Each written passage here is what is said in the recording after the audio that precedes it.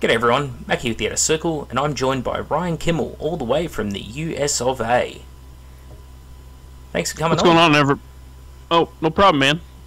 How you doing? Oh yeah, about that. Yourself? Doing great. It's a little early here, but that's alright. Early for me, not early for most people. I typically work second shift, so, but I'll make it. You're about, what, 8 hours into your Saturday. I'm about 2 hours off our Sunday. Yeah. So, good times, good times. And so you've decided to come on the show for some, God knows why, some reason. And what do you like to talk about? Maybe tell the fans a bit about yourself, who you are, what you do in the hobby, podcasts that you've been on or that you co-host. Okay, so I've been playing miniature war games since early 90s. I think I started in 93. Started with Games Workshop games, but I've played, played and still play several other companies' games. I started doing the Radio Free Isfahan podcast a couple years ago with Michael Montalongo, and since then I've also started a Dark Age podcast. Dark Age is another, it's like a 28 to 32 millimeter sci-fi game. It's more of a skirmish game made by Cool Mini or Not. I do a podcast for them, and then I've been on several other Heresy podcasts. I've been on Varangian Heresy, Eye of Horus, Combat Phase. Trying to think if I've been on any others, but those are the ones off the top of my head. If I forgot anybody, I'm sorry. No, very good. What got you into actually podcasting? Met Michael at Adepticon, and just hit it off with him and all the other TFL guys. They had me on. They have a. That's it. I've been on the TFL live stream on YouTube. They have their own YouTube channel, so I was on there, and they wanted me on just as Michael was doing this podcast, the Radio Free Isfahan with Chris Pretty, and I was supposed to just come on like every week or every other week and just do a list review. Like it was just going to be a segment I was on, and I told him that was fine. Well, right when he had asked me to do that, Chris had some things change up at work and wasn't going to be able to be recording for like 2 months. So I got a call from Michael, and he was like, well, do you, instead of just doing the list segment, do you want to just be like a co-host at the show? Since Pretty's going to be missing a lot of time. And I was like, yeah, I don't care. So we just started doing it, and it just turned into what it is now. Interesting stuff. So your original background in the hobby, like where did you start out?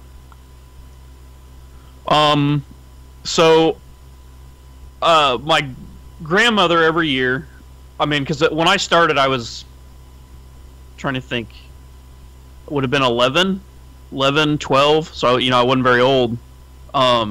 Every year, she'd take me someplace for my birthday or whatever and let me pick out something. So we went to the mall here one year, and I saw people playing Epic, like the what scale was Epic in? Was that 8 or 10 millimeter? Epic, I think, was 6 millimeter, and 6. Warmaster was like 10 mil.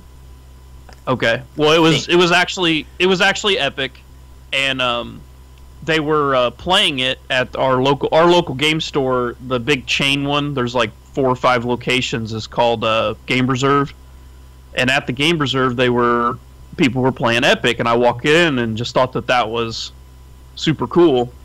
So I started picking out some Epic stuff there, and the store manager came over there, and he started talking to me, and he goes, you know what you should do? He goes, if you wait a couple months, this new game's coming out. And he was showing me basically second edition.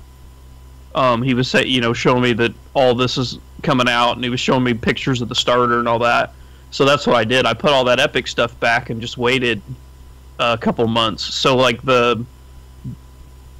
it released one weekend, and then I basically had to wait a week. You know, I wasn't driving at the time, and for whatever reason, we were busy that weekend, and we went back the following weekend, and I picked up the second edition starter box, the one with the orcs and the marines, where you got 20 orc boys, 40 Gretchen, and then the plastic. Sorry, the cutout dreadnought, cardboard dreadnought.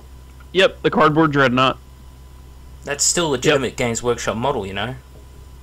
Yeah, I always wondered, like, we used to joke about that. You could, like, what would stop you from, like, building an army of those and turning them on end, like, in-long to the opponent so you can't see them, like a playing card sideways, and you could, like, hide it behind lampposts and shit to get, like... You gotta go next level, mate. You gotta go, just tip them over so that they're face down the ground.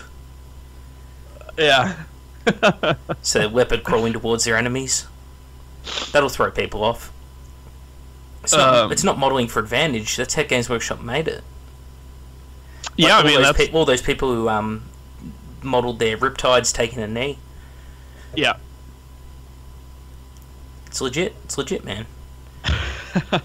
Well, speaking of that, in that edition, I think I've told the story on RFI, but I had a friend that literally did this. So back then, your orc truck, you could build an orc truck out of anything you wanted and model it however you wanted. It didn't have a model. And the way the rules for it worked, the official rules were it held as many boys as your model physically held, but while using the model playing the game, if any of the boys that were on the truck fell off, then they actually took like a strength 4 hit or some shit like that. Like, there was rules for it. So he basically took an old skateboard and popped the wheels off of it, and then cut just like a board that was like 1 by 1, and then drilled holes down one end, and then drilled holes down the other end that matched up, and then he took hangers, like metal hangers you would just take out of your closet you hang your clothes on, and straightened the hanger rod and then bent it at 90 degrees on each end where it was like in the shape of a U, but it would like go up and then turn 90 degree and then go straight across and then down, and like then he put them in the railing from end to end sort of thing. Yeah, so he made several of those and then put them in the board, so you had like 5 rows of those going across this board, and then those orcs from the starter box with the axes, the way they were modeled, like the beard of the axe was like real deep, so it was like a hook, so that he'd hang all the orcs from the racks on this thing, and that was his orc truck, and it would hold like 100 boys. Oh, that's fantastic. I've seen some great kit bashes and conversions over the years, and you know, for a while there it wasn't so strict, and geez, it would have been about the time of Attack of the Clones. There's this one like dinosaur looking thing they fight in like the Geonosis arena. Yeah, and a lot of people were buying those and making squigoths out of them. Okay, because they were pretty similar to a giant squigoth. So they were putting them in all their orc armies. Meanwhile, Forge World's selling a model that costs like $600. And people are rocking up with just a $30 Star Wars toy with a paint job. Look great though. What was that cartoon on? How old are you, Becca? Are you my age? I'm 35. No, I'm only 28, nearly 29. Okay, you may have still know what I'm talking about. There was like a cartoon on when I was a kid that was like dinosaurs, but they had like missiles and machine guns and shit on them. It was like G.I. Joe crossed with He-Man. It wasn't Zoids. Man, I don't remember, but I've seen somebody take those toys, because there was like an ankylosaur, and then like the big one was the T-Rex, and I had like this weird helmet thing with like missiles around, like where its ear holes would be and shit. But they had like a Brontosaurus with like a big base on its back. Like, I've seen pictures on the internet of people turning those toys into squigoths. I sent you a picture the other day of someone who likes to turn toys into models. Oh god, that was horrifying. So, I've brought it up on the show before about a certain person who likes to take baby dolls, like children's dolls, and convert them into titans, and how like he uses like he dumpster dives and uses shit out of the dumpster, like food scraps, on them, as well as like putties and stuff like that. And I think it was you, not Scott, turned around and was like, "Oh, it can't be that bad," type thing, you know. And then I just showed you. Yeah, I asked you about it because I was listening to the episode. I think you're like talking about like different sculpts and stuff. I don't remember the name of the episode. It's when Mortarion came out. Oh, yep. And I think you brought it up on there. I think it's called Dino Riders. If you Google Dino Riders, that's that cartoon. Sorry to change the subject back. Dino Riders. Yeah, and they had a bunch of toys. I'm literally Googling that while we chat, so... Okay, so you brought that up, and how, you know, like you and Kat, which I think I've heard you have the argument before about, is 40K or, you know, /30, basically is miniatures wargaming like art? Like when you paint miniatures and all that, is it art? You know, how much free license do you have to do whatever, and what should be considered like a legitimate thing, and what is just, you know, being a cheap bullshit artist and just trying to run like a powerful model or something without spending any money. Yeah, for me, this guy breaks that. What do you think? Oh yeah, I mean, that's not art. Well, I don't know. If it is art, it should land you in a fucking insane asylum. That type of art. Like, I guess my thing is, creating that horrible thing that he created, you have to keep that in your house. You got to store it somewhere. Like, what if you had company over and they just saw that? That thing, man, is like a fucking Annabelle doll. Like, it probably comes to life at night and shit. It's like tries to take your soul if you fucking sleep over at his place. I don't know, man. That's horrifying, though. You just wake up in the middle of the night, you see this single eye just gleaming out at you, and then it just goes out. Oh, man. I almost wish he would build and sell me one and send it here so I could just, like, put it in the house somewhere and just not even say anything, just so my fucking wife finds it. Just, at random. You'll think it's a joke, and then you'll be sitting there one night, like your couch or something, you'll just hear, like, this pitter-patter across the floorboards, and you'll look around, and you'll just see this thing, like, stationary in the corner. You'll be like, what the fuck is going on? The fuck is this thing? Yeah, that thing is truly scary. It's like if Geiger and Blanche had an inbred child, that is like the result would be the dude who made that. I don't know. It was scary. Like, there were several things about those pictures that you sent me that were scary. But, you know, I do a good nude photo, I find. So... Yeah. Anyway, talking about your original experience with Games Workshop, how did you find it? If you can remember it all, your actual experience when you first went in, what you thought of the store, customer service, that kind of thing. Well, like I said, it wasn't an official Games Workshop store. I didn't actually go into an official Games Workshop store. Fuck, I drove to Chicago, like... Man, I'm trying to think. Probably 8 years ago. And like I said, I'm 35. So I was in the hobby a long time before I actually even went into a store that had, you know, that was a Games Workshop store. In the United States, you're more likely than not, if you go to a game store, is just going to end up in just a generic, you know, mom-pop owned game store. Right. So, real big third-party market, or reseller market, I guess. Right, and I mean, Games Workshop is really just, you know, any other game, and that's what's so weird. I mean, it's not now. You know, I've been in the hobby long enough, and with the amount of like podcasting I do and talking with other people, I've gotten used to it. But for a long time, like, it was weird talking to people from the UK, because when they say game store, they typically mean Games Workshop. Where when I say game store, it doesn't mean it's just another game that's there. And I think that kind of lends itself to like a lot of the differences you see between like British or UK miniature gamers and like the United States miniature gamers.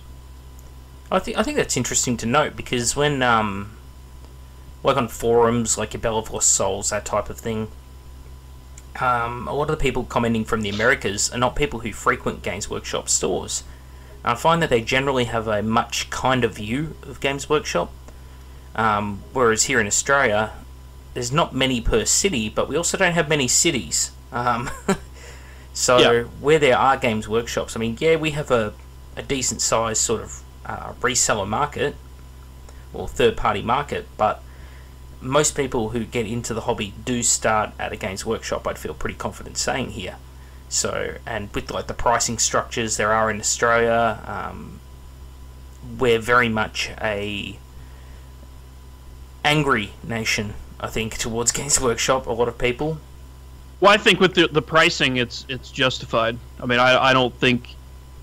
I mean, if people really knew the situation and really took the time to look at the numbers and some of the data, I mean, I don't know how you don't come to the conclusion that something smells weird.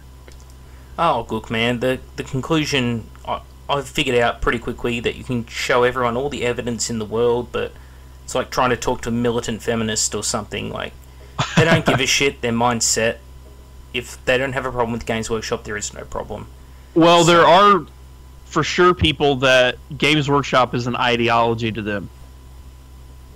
Well, I like to think of the hobby, like using the Texas Hold'em poker term, committed to the pot.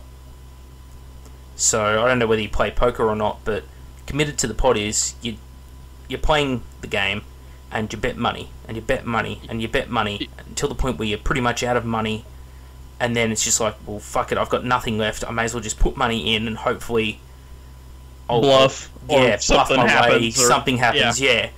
And that's why I think people are like, they've just put so much money into the hobby that the thought of it just turning to shit on them, they couldn't bear it, and it almost breaks them. Like when you see people leave this hobby, it's very rarely is it like a quiet, subtle exit, just, oh yeah, I'm not really feeling it anymore, and they go. Usually it's like a flaming, bridge burning fucking tour de force, and they scream out of the hobby in a fucking jet fighter with like their army burning on YouTube in the background. Yeah. Yep. Yeah. I mean, the only recommendation I have for people, and I try to tell people all the time, is, and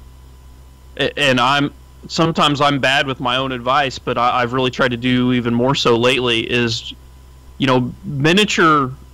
This is my new motto for like since basically 8th edition came out. As far as miniature wargaming go, I mean, people just need to understand that miniatures wargaming, the hobby, is not Games Workshop. Like, it's a totally separate thing. Like, Games Workshop stuff is just a part of that. Yeah, they have the largest piece of the pie, but when you add up everybody else's pieces of the pie, they're not even probably the majority of the pie that we're talking about. So, no, I'd have to agree with you. It's something I've sort of said before.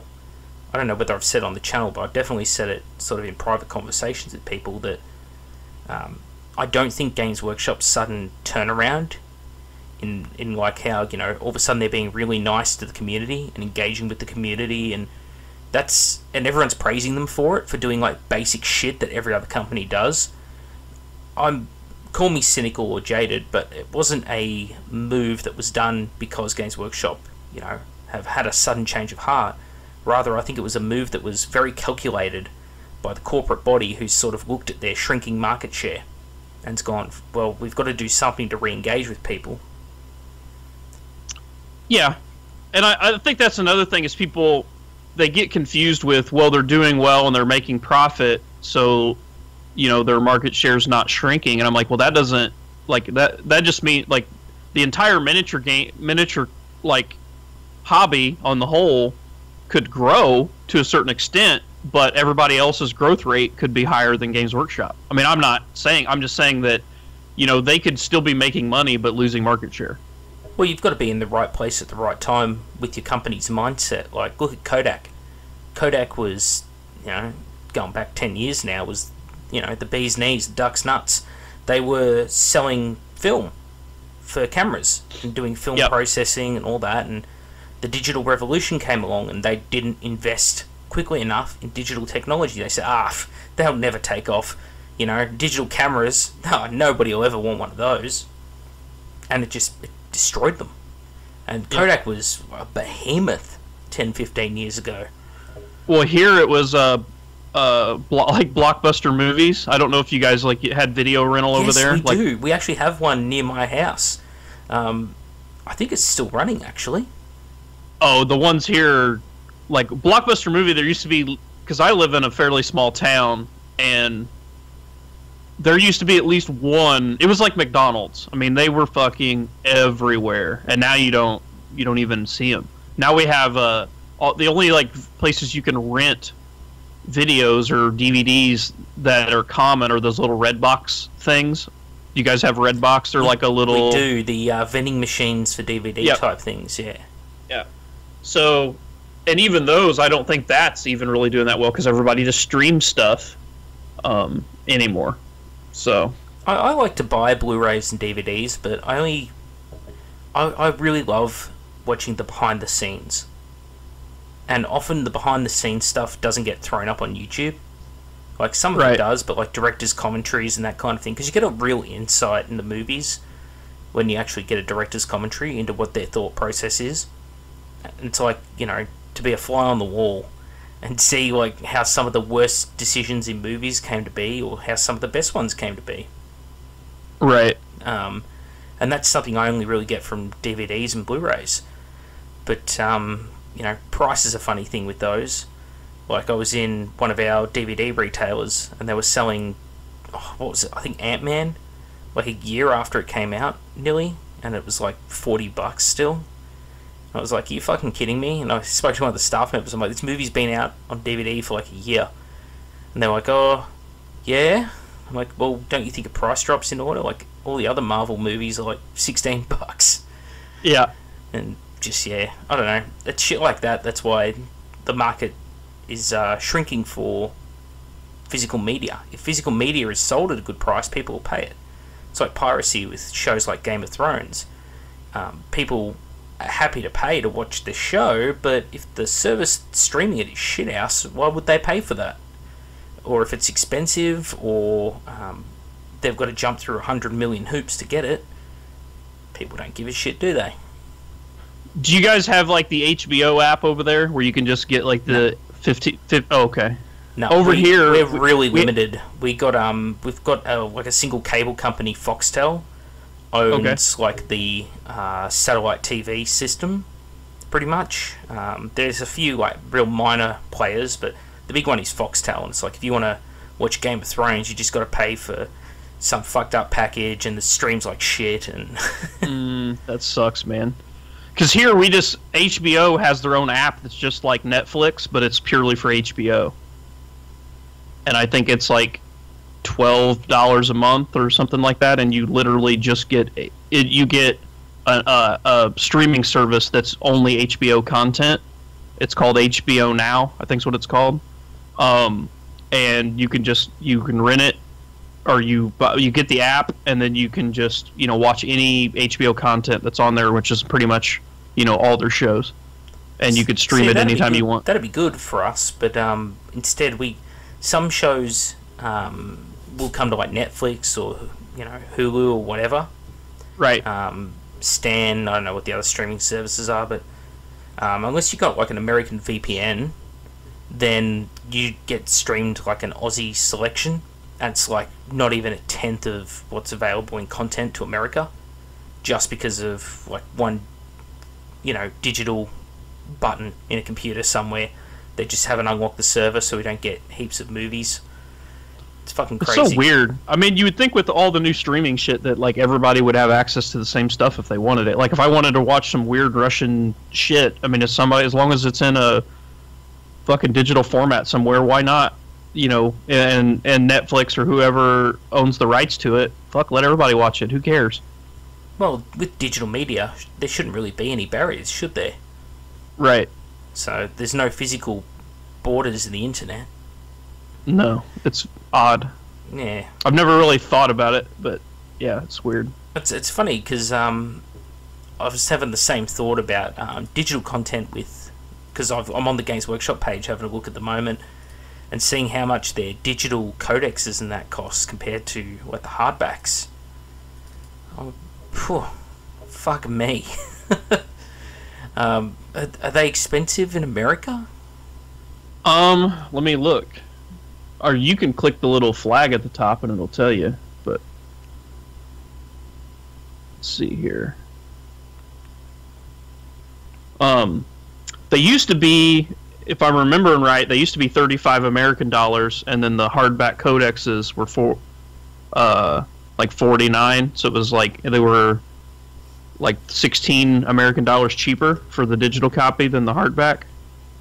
Our digital copy is cheaper now, but we're paying a lot more. We're paying about 40% more, like after you convert the currency.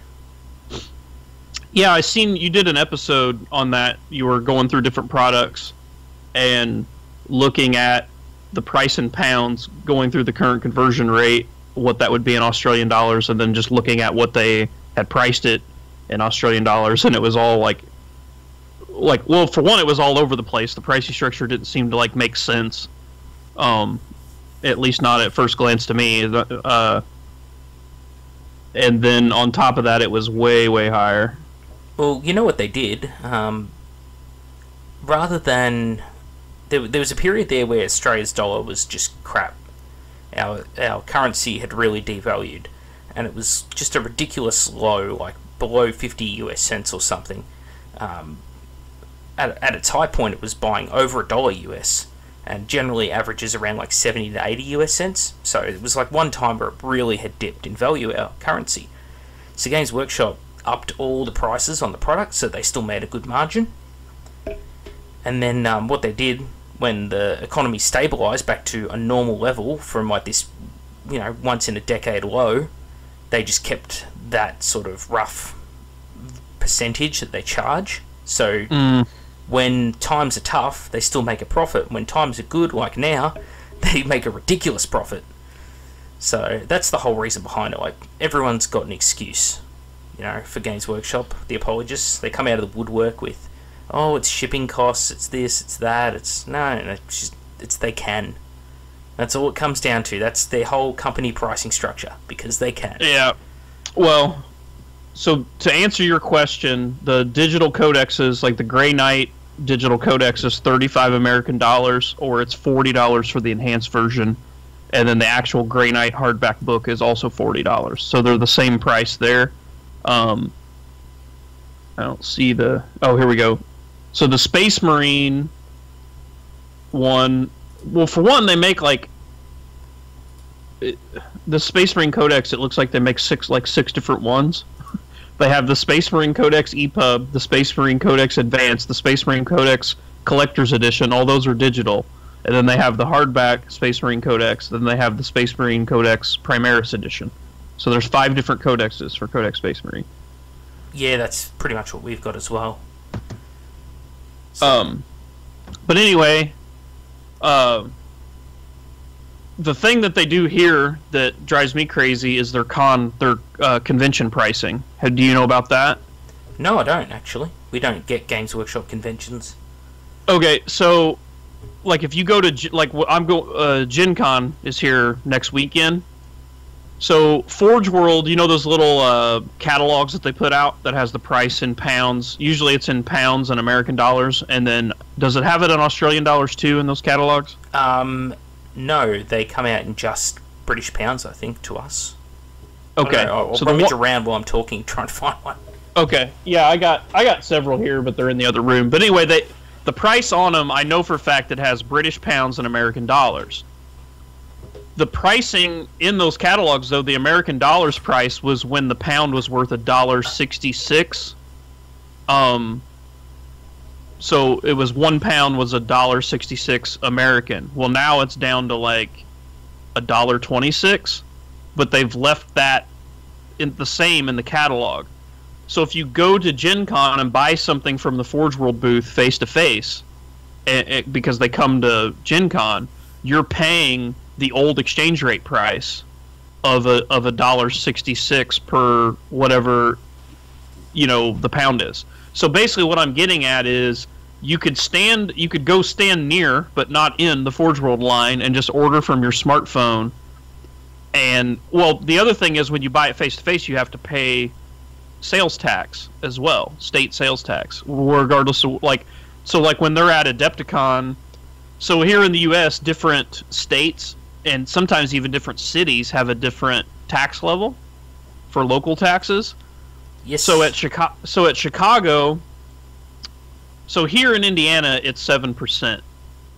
Florida and Texas, it's 0%. So if you live in Florida, you don't pay any sales tax when you order online. So let's say you lived in Florida but went to Chicago. Well, in Chicago, it's up around 10%. It may even be 11%.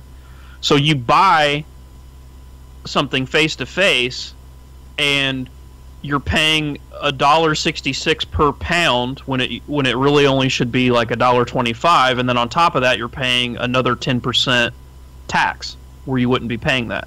So you could just stand in line and order from your smartphone and save, like, I think I figured it up. It was like, in Chicago this year at Adepticon, just by ordering directly, I could have saved like 37%.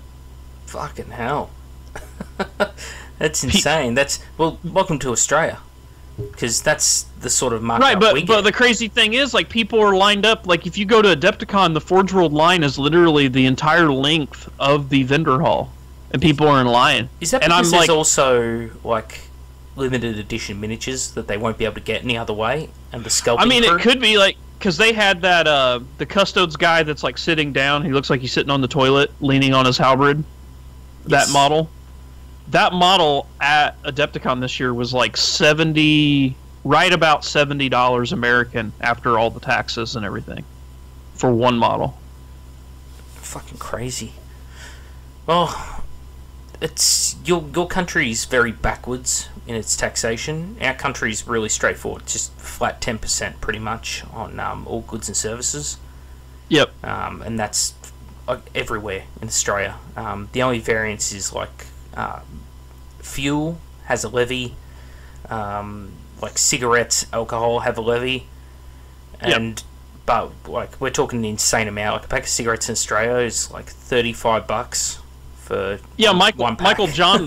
Michael John told me that because we went into a store and he saw what the price. See, we have the same thing where they artificially inflate the price of cigarettes. Like a pack of cigarettes here would be like probably $1 to $1.50 if like they were just allowed to be priced at what normal, but because they artificially inflate the price with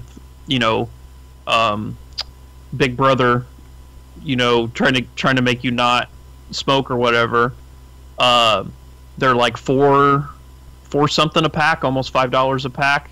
But I think Michael John said they were like 20 Australian, something like that over there.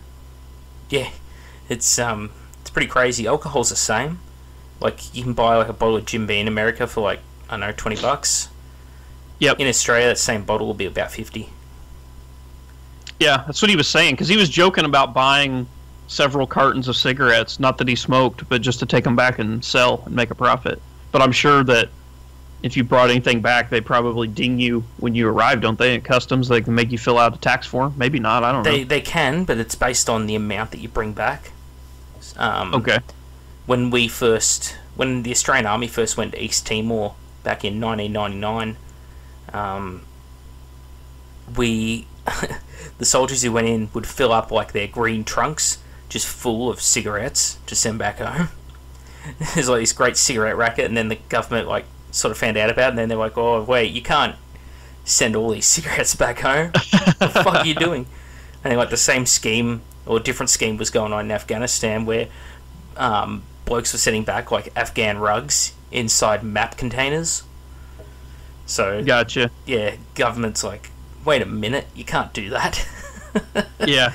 In your case it'd be Uncle Sam, but our equivalent of Uncle Sam wants his cut.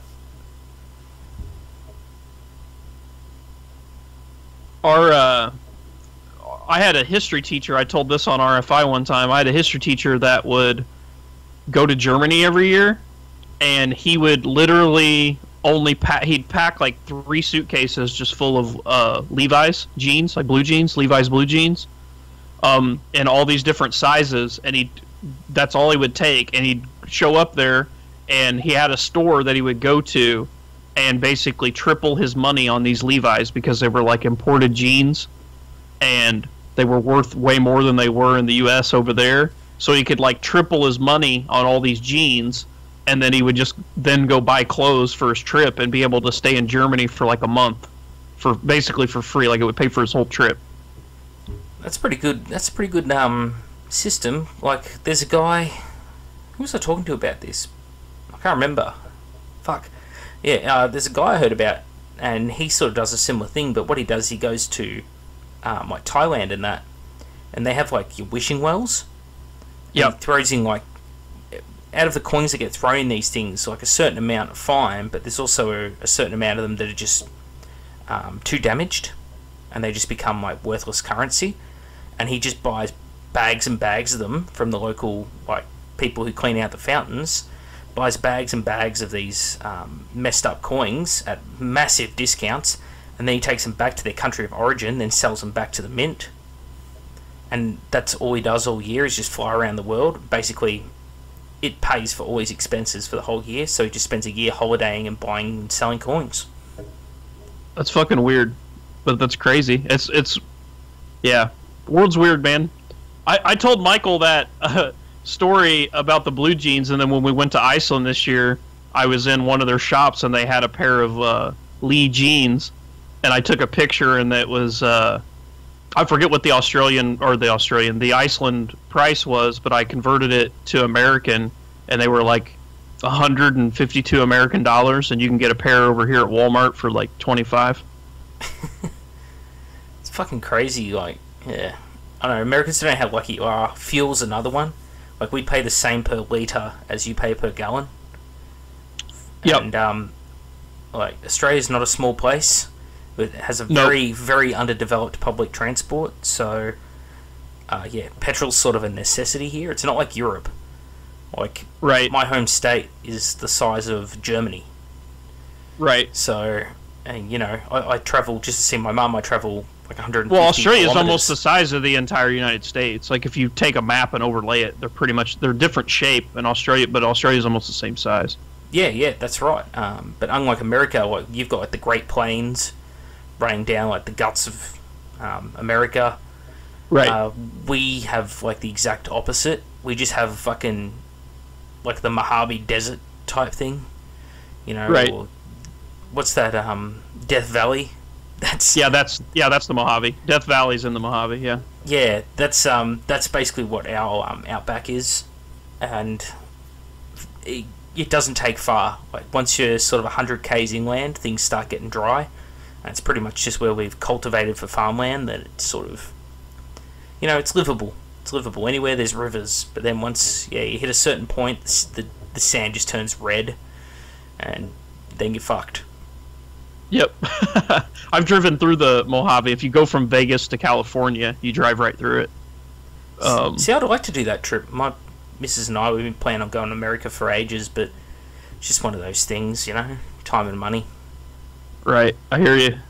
Yeah, it's a cool trip. We went to Vegas and watched a UFC fight, and stayed in Vegas for like a night or two, and then drove from there. The Sierra Nevada mountains divide Nevada and California in that area, so you drive around the southern tip of the Sierra Nevadas, and then when you get basically right below, I say below, so south of the Sierra Nevada mountains is the Mojave Desert. So if you drive around that mountain chain to the south, you basically drive through the desert. And then we went back up north when we got on the other side of the mountain chain, and you go up to Sequoia National Park and see the big sequoia trees. And then from there, we drove all the way over to the coast of California, and then drove up the coast all the way up to San Francisco. And then we ended up just flying back to Indiana from San Francisco. But it's a cool trip. It's funny, you have like those big California redwoods, and yep. We've actually got trees the same size here in Australia, just nobody gives a fuck. Don't know. Really? Yeah, we got 100-meter plus trees. Okay. Yeah. So redwoods are that tall. Sequoias are. I think the sequoias we looked at were like, they're not as tall, but they're bigger by volume than a redwood, just because they get so big around. I think the general Grant is like 52 feet in circumference. Yep, that's convert to metric, divide by 3, so about 15, 16 meters, something like that. Yeah. Yeah, it's pretty big. That's pretty much the same size as the ones we've got here. Because there's this place in Victoria, Talangi State Forest, and they've got 100-meter tall gum trees. And it's like the top probably 15 meters of them is just black because it just keeps getting hit by lightning. Yeah. But one thing you don't want to see, it's one of our Great Australian bushfires. They're pretty bad. So, just a matter of fact statement, but I know California gets them as well, but you're not from that part of America anyway, so... No, we don't have... We were... My family line was smart enough to settle in a fucking place where there's no earthquakes, mudslides, wildfires, any of that bullshit. So, all we get here is if you live close to a river or something, you may deal with flooding. I mean, I live in Indiana, and I live in a spot where, it's never going to flood here. And we are living Tornado Alley. We're in the part of Tornado Alley, so we have tornadoes every year. But that's just, it's one of those things. Almost everybody in this area has a basement. They have a big siren whenever anybody spots a tornado. They set the siren off. You hear the siren. You just go to your basement and wait it out. Go play some hobby. Yep, go do something. And then tornadoes are kind of weird. Like, they typically only hit areas that are flat in the lowlands. Like, they come across like farm fields and stuff like that. So I live up on the very peak of like a hill. So it would be almost impossible for a tornado to come along this ridgeline. Now, we do get very high, like, straight line winds sometimes, but I've lived in this area almost my entire life, and I remember a tornado hitting close to here, but it was, like I said, it was at the base of the hill on the lowlands. I don't ever remember a house up here on the top of the hill being damaged. So it's really all just where you pick your spot, I guess. Yeah, it's pretty lucky, man. My one of my good mates, Pete, he's a firefighter here in sort of like our country firefighters, a bit different to our metropolitan. I don't know if you got the same setup, but yeah, we do. We got you got city firefighters, like if you live in a city, and then there's basically county. Like if you live in a area that's outside of a city limit, there's like a township fire department or whatever. So it's basically just like you said, there's two levels of it, essentially. Yep. My mate Pete, the fire came over the mountains near his place, and at its peak it was going over 200 km an hour, so about 120 mile an hour. The fire, and yeah, you're not getting away from that. There were cars, and he kept them as clocks. He turned them into clocks at his house. There were cars that just melted and were running down the road like mercury poured onto the ground around his house. After the fires had been and gone and they'd cleaned up, he pulled up like these just molten cars, just picked up what was left of them and turned them into like clocks in his house, mounted a clock face in them. It was just one of those crazy things, the Black Saturday fires. It's like, yeah, that's the country we live in. That's literally at the doorstep of Melbourne. So the second biggest city in the country. That's fucked, man. And that was like 30 or 40 kilometres from the CBD. So it's a great country, really. You should visit sometime, and crocodiles, snakes, spiders, great place. Box jellyfish. I'd like to go. The fucking the plane tickets are just so expensive to and from Australia. Oh yeah. But it's the same problem with us getting to America. I mean, right. No one's going to pay for like Kat and I to get over to America like they pay for Michael and Tim. Like, if And anyone's going to fund anything, they're going to, like, fund Kat and I to go to Nottingham, and then we're just going to walk into, like, a blacked-out room, and Matt Ward and his goons are just going to set on us. You'll be like that.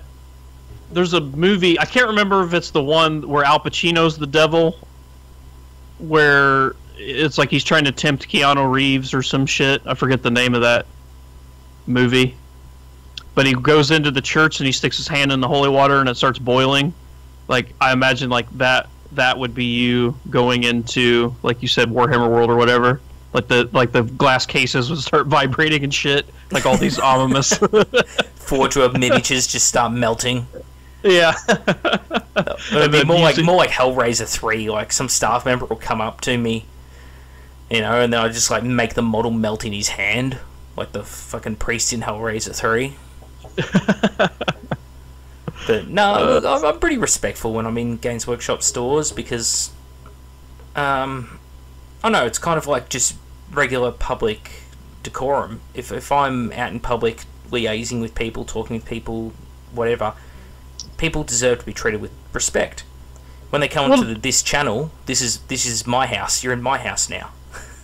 Right. Well, I mean, not only that, but I mean, when you're just talking going into the Games Workshop store, they're just an employee, man. Like, they don't have any control over any of that shit. Like, that's like, I'm not going to go to the Forge World booth at Adepticon or Gen Con and like get in their face about the pricing structure at conventions, like we just talked about. Like, that guy can't control any of that. Well, that's right. You got to pick your battles. You can't just rail on some poor staff member because of a corporate decision. At the same time, though, you can rail on a staff member for being a wanker, so, you know. But within reason as well. Like, that's what people don't understand. Like, when I am talking to a Games Workshop manager and I don't agree with something they or their company has done, there's a politically correct way to word what you have to say, and then there's just being a wanker about it yourself. So, you know, like that David Moore lawsuit that's going on at the moment, where he's just going on in sections about, in his affidavit, just going like, yeah, this guy is just a total piece of shit, you know, or, you know, I'm paraphrasing here, but talking about one of the sales managers or whatever, or customer liaison, and it's like, yeah, the guy may be, but does that have any bearing on your fucking case? Like, you know? Yeah, I don't know. That's so weird. I just kind of glanced through it and seen that it was a thing, and then I listened to your episode about it. I haven't like read the whole thing or what. Like, it just didn't interest me. I mean, I don't think it's going to go anywhere. Well, the bit that made me laugh from that episode was I had people in the comments going, "You shouldn't defend Games Workshop. If you ever defend Games Workshop, you're just a loser." And I'm like, you guys haven't watched this channel, have you? Yeah, you certainly. I think you're pretty fair on a lot of things. I've never heard. I mean, I'm kind of in the same boat with you. I mean, me and you share a lot of thoughts on, you know, the direction of what they're taking things, and I don't know. It's kind of a weird thing because it's like, yeah, I mean, they're not taking it in a direction I want to take it, but they're still making money. So it's like, I think you called it on one of your episodes, failing upwards or failing successfully or something like that. Like, it's weird. Like, I mean, maybe they are doing the right thing. I don't know. It's weird. Look, I think they're doing the right thing. My concern is that, or they're doing the right thing for someone, and my concern is that there are people out there who, the people who are really quickly interested in something, like the people who Games Workshop just goes out and brings out a new product, and they're just straight away, they're like, I want to buy that, I need that. You know, there's always that group of people who, every time an army drops, they go out and they buy one.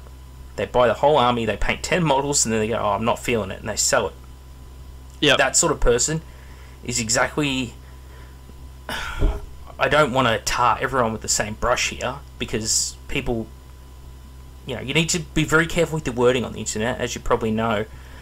Yeah. Because I'm about to make a blanket statement, and even though it's not meant to be, people are going to take it exactly as a blanket statement. But basically, people have short attention spans, and the people that are very quickly jumped on the 8th ed bandwagon, often the people who another game will come along and they'll jump straight across to that.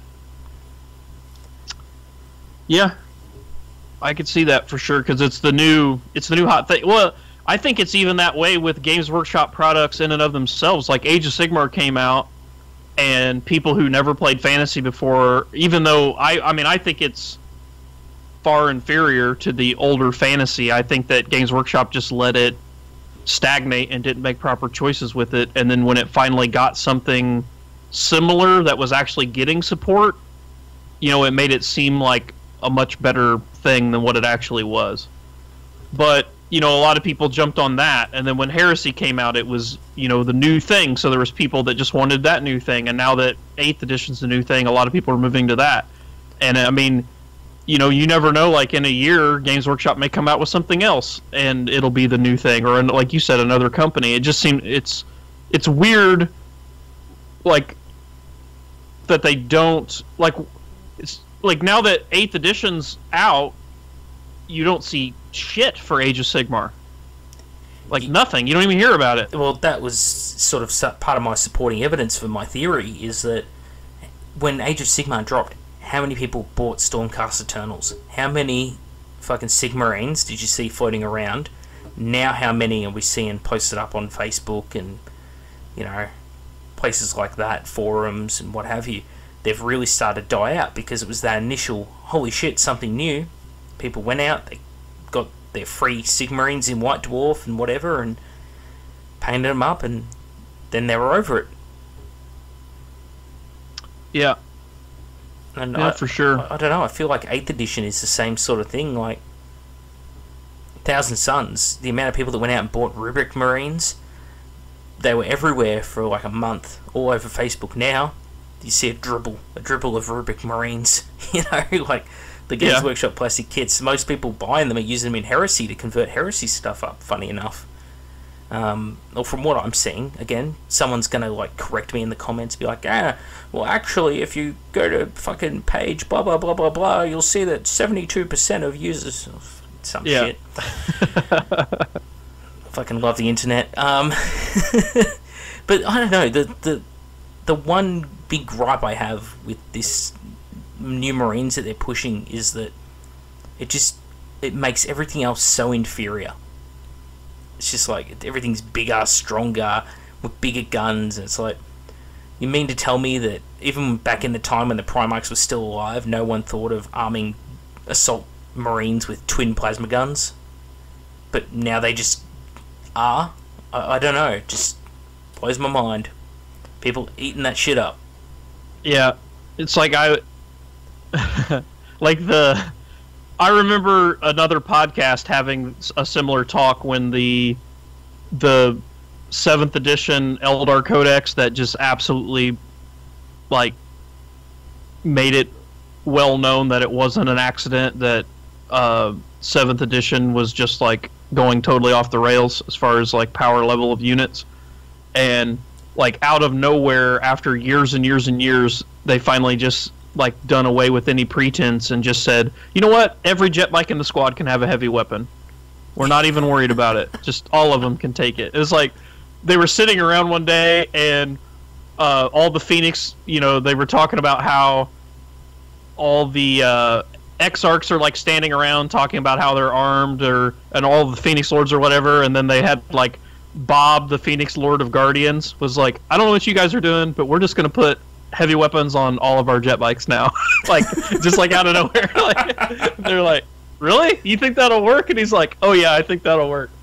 And it's just okay. They just finally reached that point in manufacturing scatter lasers where they could, put one on every bike, as opposed to being some scarce resource or something. I don't know. Do you remember that the movie Indian in the Cupboard? Yes, I know what it is. With you put your toys in, they come to life.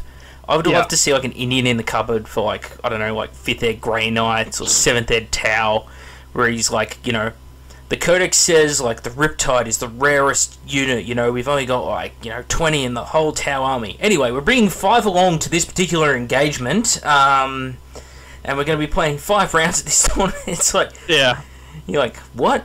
And then that's my thing with Custodes currently in 30K. Yes, well, I just don't believe that they should be an army unto themselves.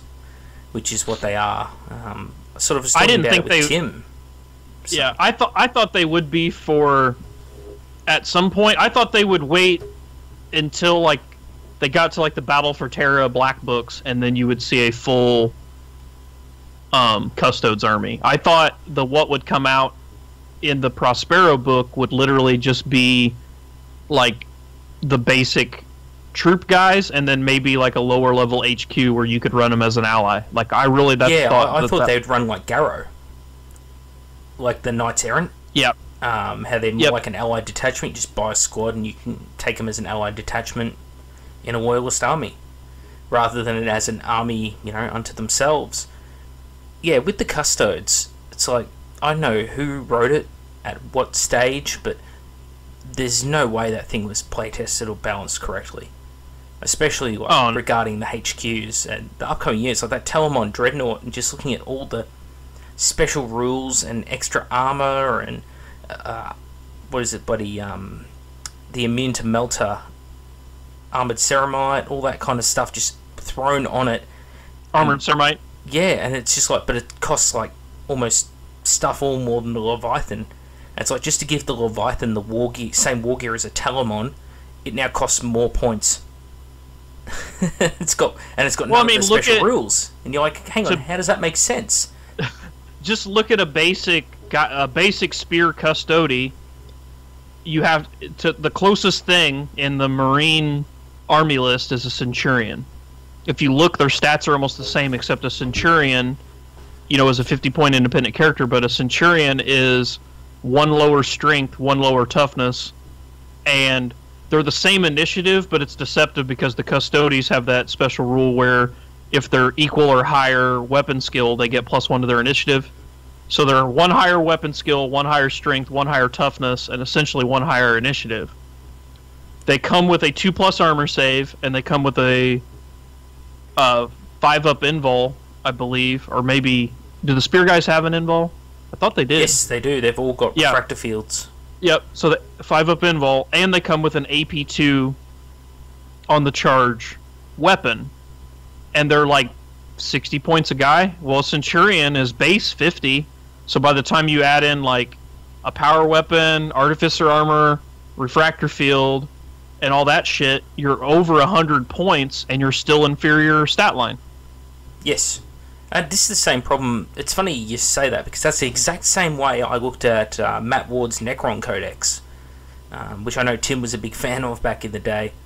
And it was like, you had Wraiths that ignored difficult terrain, they just moved their full distance, they had 3+ invols, they had multiple wounds, and I was like, well, the closest thing to this is a Space Marine, like Chapter Master, or like the next tier down HQ.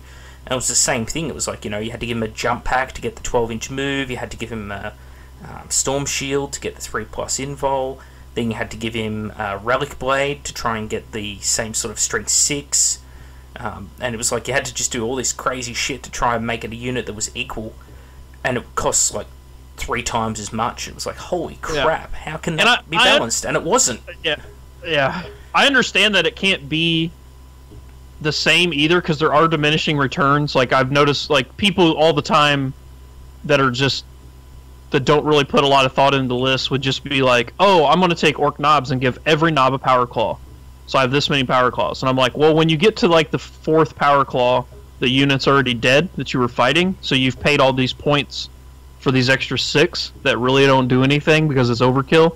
So I get that there's like a point of diminishing returns where you can't just say, well, like, that's the problem with like it's Vanguard vets, or it used to be the problem. I don't know what they are in 8th edition, but like in 7th edition, Vanguard vets, because they're just basically a Space Marine Sergeant with a jump pack, they just thought, well, we'll just look at the cost of a Space Marine Sergeant with a jump pack and multiply by the number of guys in the unit.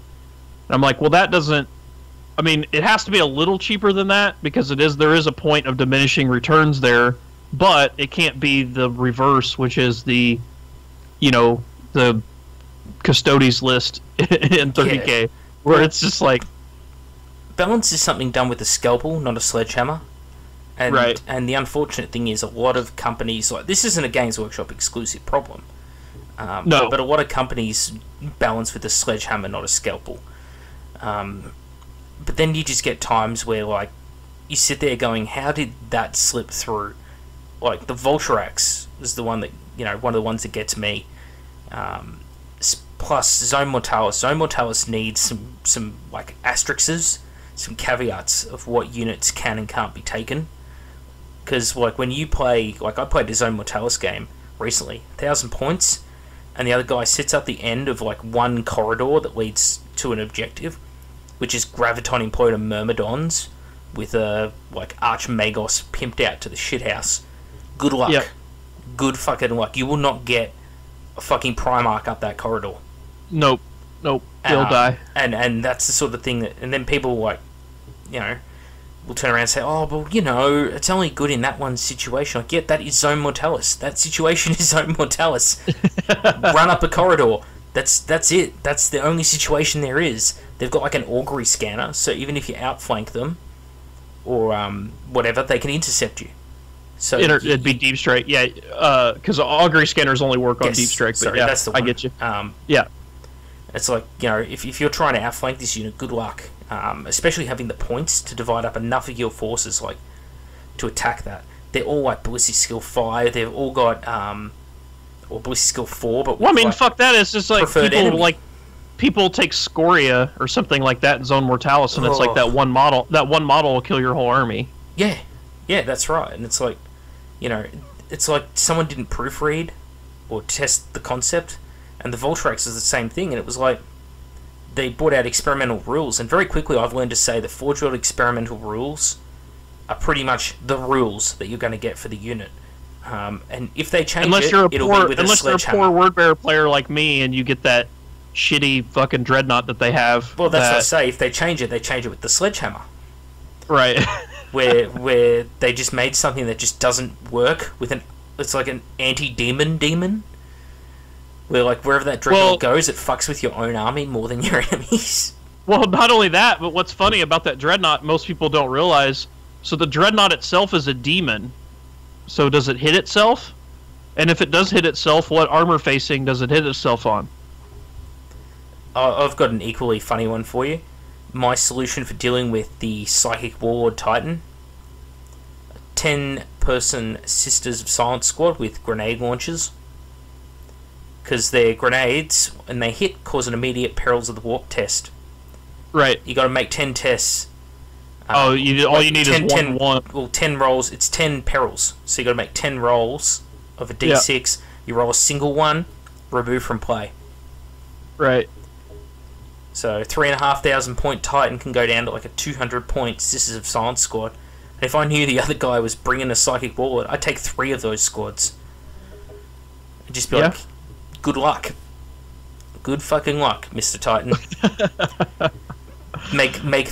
Roll 30 dice, don't roll a single one. Because you're not going to scatter off a fucking... And the beautiful thing is, like, all the negative to hit modifiers and that, and void shields, none of that matters.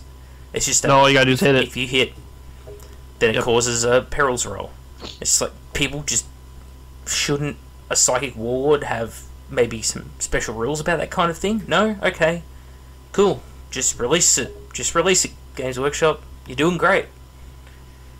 Yeah, I guess it's the Psychic Warlord, but isn't it? Is it a Talons only thing? So you'd have to have a mirror match, right? You could have an allied match. The Sisters of Silence could be allied into your army as a counter to the Titan.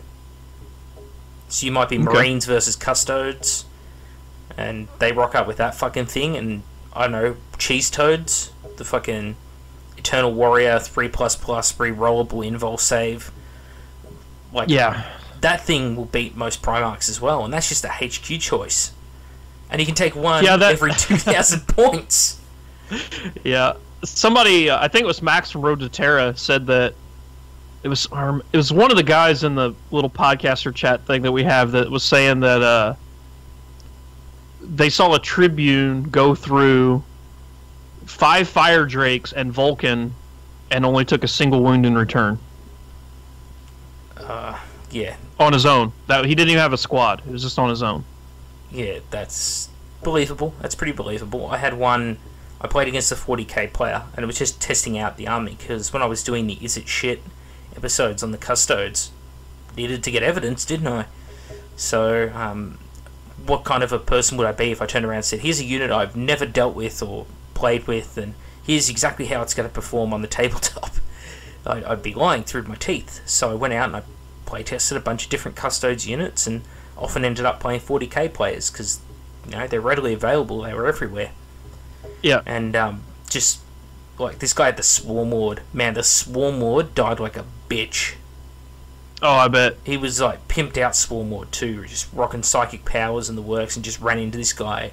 And it was like watching a fucking Mad Max dump truck just drive into a fucking pedestrian. The Swarm Lord was dead, and the Custode just, like, didn't, just from one hit alone, killed it, because it was like Paragon Spear. It's just, oh, there's a 6, dead. Yep. You know, it's ugly for sure. It's funny, I went back not that long ago and re-listened to the video where I reviewed the rules when they first came out on RFI, and how angry I was. You could hear me. You could hear it in my voice. It's pretty funny. Like, I basically just talk in, like, the sarcastic voice the entire episode. Like, really? Really, Games Workshop? I think I said, really? Really, this is okay? Like, probably 1,000 times in that episode. It's pretty funny. We did a kind of shitposty episode on it, where the list got released, where Kat and I were just going through the list unit by unit, looking at it going, you know, this is dodgy as fuck. And it was just not meant to be taken very seriously, because we hadn't playtested it. And a lot of people did take it very seriously, though. And we're getting uppers in the comments like, you guys shouldn't be so negative about it. If you're so negative, why are you even playing the game? It's like, we're not trying to be negative. We're never trying to be negative. We're just trying to give, like, an actual gamer's feedback and viewpoint on it, because we want the shit to get better, because that's the sort of thing that's ruining the game. Yeah, I mean, it's definitely a problem. People who don't think it's a problem are crazy. We got a local guy that is, he's not played any 30k since Adepticon, because he tried to get into the narrative and it was sold out so fast he ended up having to go to the competitive. And he's retired out of the military, so he he gets his money there, and so he's kind of on a fixed income. So, you know, you save up all this money for the year to go to Adepticon and have a good time, and it's like maybe 1 or 2 big events you get to go to, and that's one of them. And then you put a bunch of effort into an army and, you know, get it painted and all that, and you work on it for 6 months to get it ready for Adepticon, and then you end up getting stuck in the competitive, and then 2 out of your 3 games are against Custodes, and you just get your dick kicked off in 2 turns in both games. And it really put a bad taste in his mouth, and he's not really played a lot of 30k since. He's been pretty down on the game just from that experience. That is the same experience that I saw repeated over and over again with Games Workshop's take on 40k over about 3 editions. I would see players go out, especially Chaos players, you know, people after my own heart, and they would go out and they'd take out their, you know, armies. They've been rocking them since like 3rd edition, Khorne Berserker armies, things like that, and then just, here's the new Necrons, here's Drago, you know, like, and just they just get plowed through, and they just, like, sitting there on the ground afterwards, like, what the fuck just happened? Especially, like, when you see someone, I call it Mechanicum syndrome, where you don't know what the fuck the rules are that they're coming out of their mouth. You're just assuming that they're not bullshitting you. Right. Where they've just got 101 special rules. Like, it's Archmagos's. Like, when I play Tim, I'm just like, yeah, man, whatever. Just, yep, cool, whatever. Because I can't keep track of it all. They've got so much. It's like, oh, well, he's using his Jin Skeen and his Cyber Oculus and his fucking Boots of Escaping. You're like, what the fuck is going... You know? and you're on the other end like, this is a Khorne Berserker. He has 4 attacks. You know? Right. And yeah, just it's crazy shit, man. Like, my favorite instance of that is when you have Dynat, Dynat and Machine Killer veterans in an Alpha Legion army with Mutable Tactics Tank Hunter. So they have tank hunting, strength 9 meltaguns that get plus that get +1 to the damage table, so they're effectively AP 0. And then Dynat has a Cognos Signum to give them +1 ballistic skill as well. And then you put them in a Dreadclaw and they come down and you shoot at somebody's vehicle in their deployment zone, and you're like, okay, so I need twos to hit, and then I'm gonna roll this armor pin, and I'm strength 9 Melt-A-Gun, so I'm 9 with 2 dice, and then any that don't pin, I get to re-roll. And then when I get through, I add +3, and they're like, what? What the fuck is going on here? I did the same thing. I charged some poor bastard who had an Alpha Legion army with my Kenetai Blade Occult from the Thousand Suns with a chaplain. So, with, they had warp speed on. So I was like, okay, so there's 10 models in the unit, so I get this bonus, and this bonus, so they're all like 4 attacks each.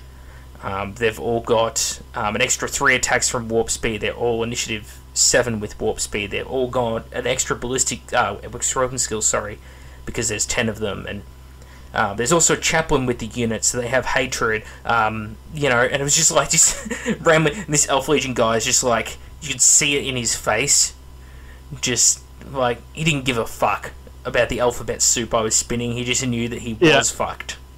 It was, right.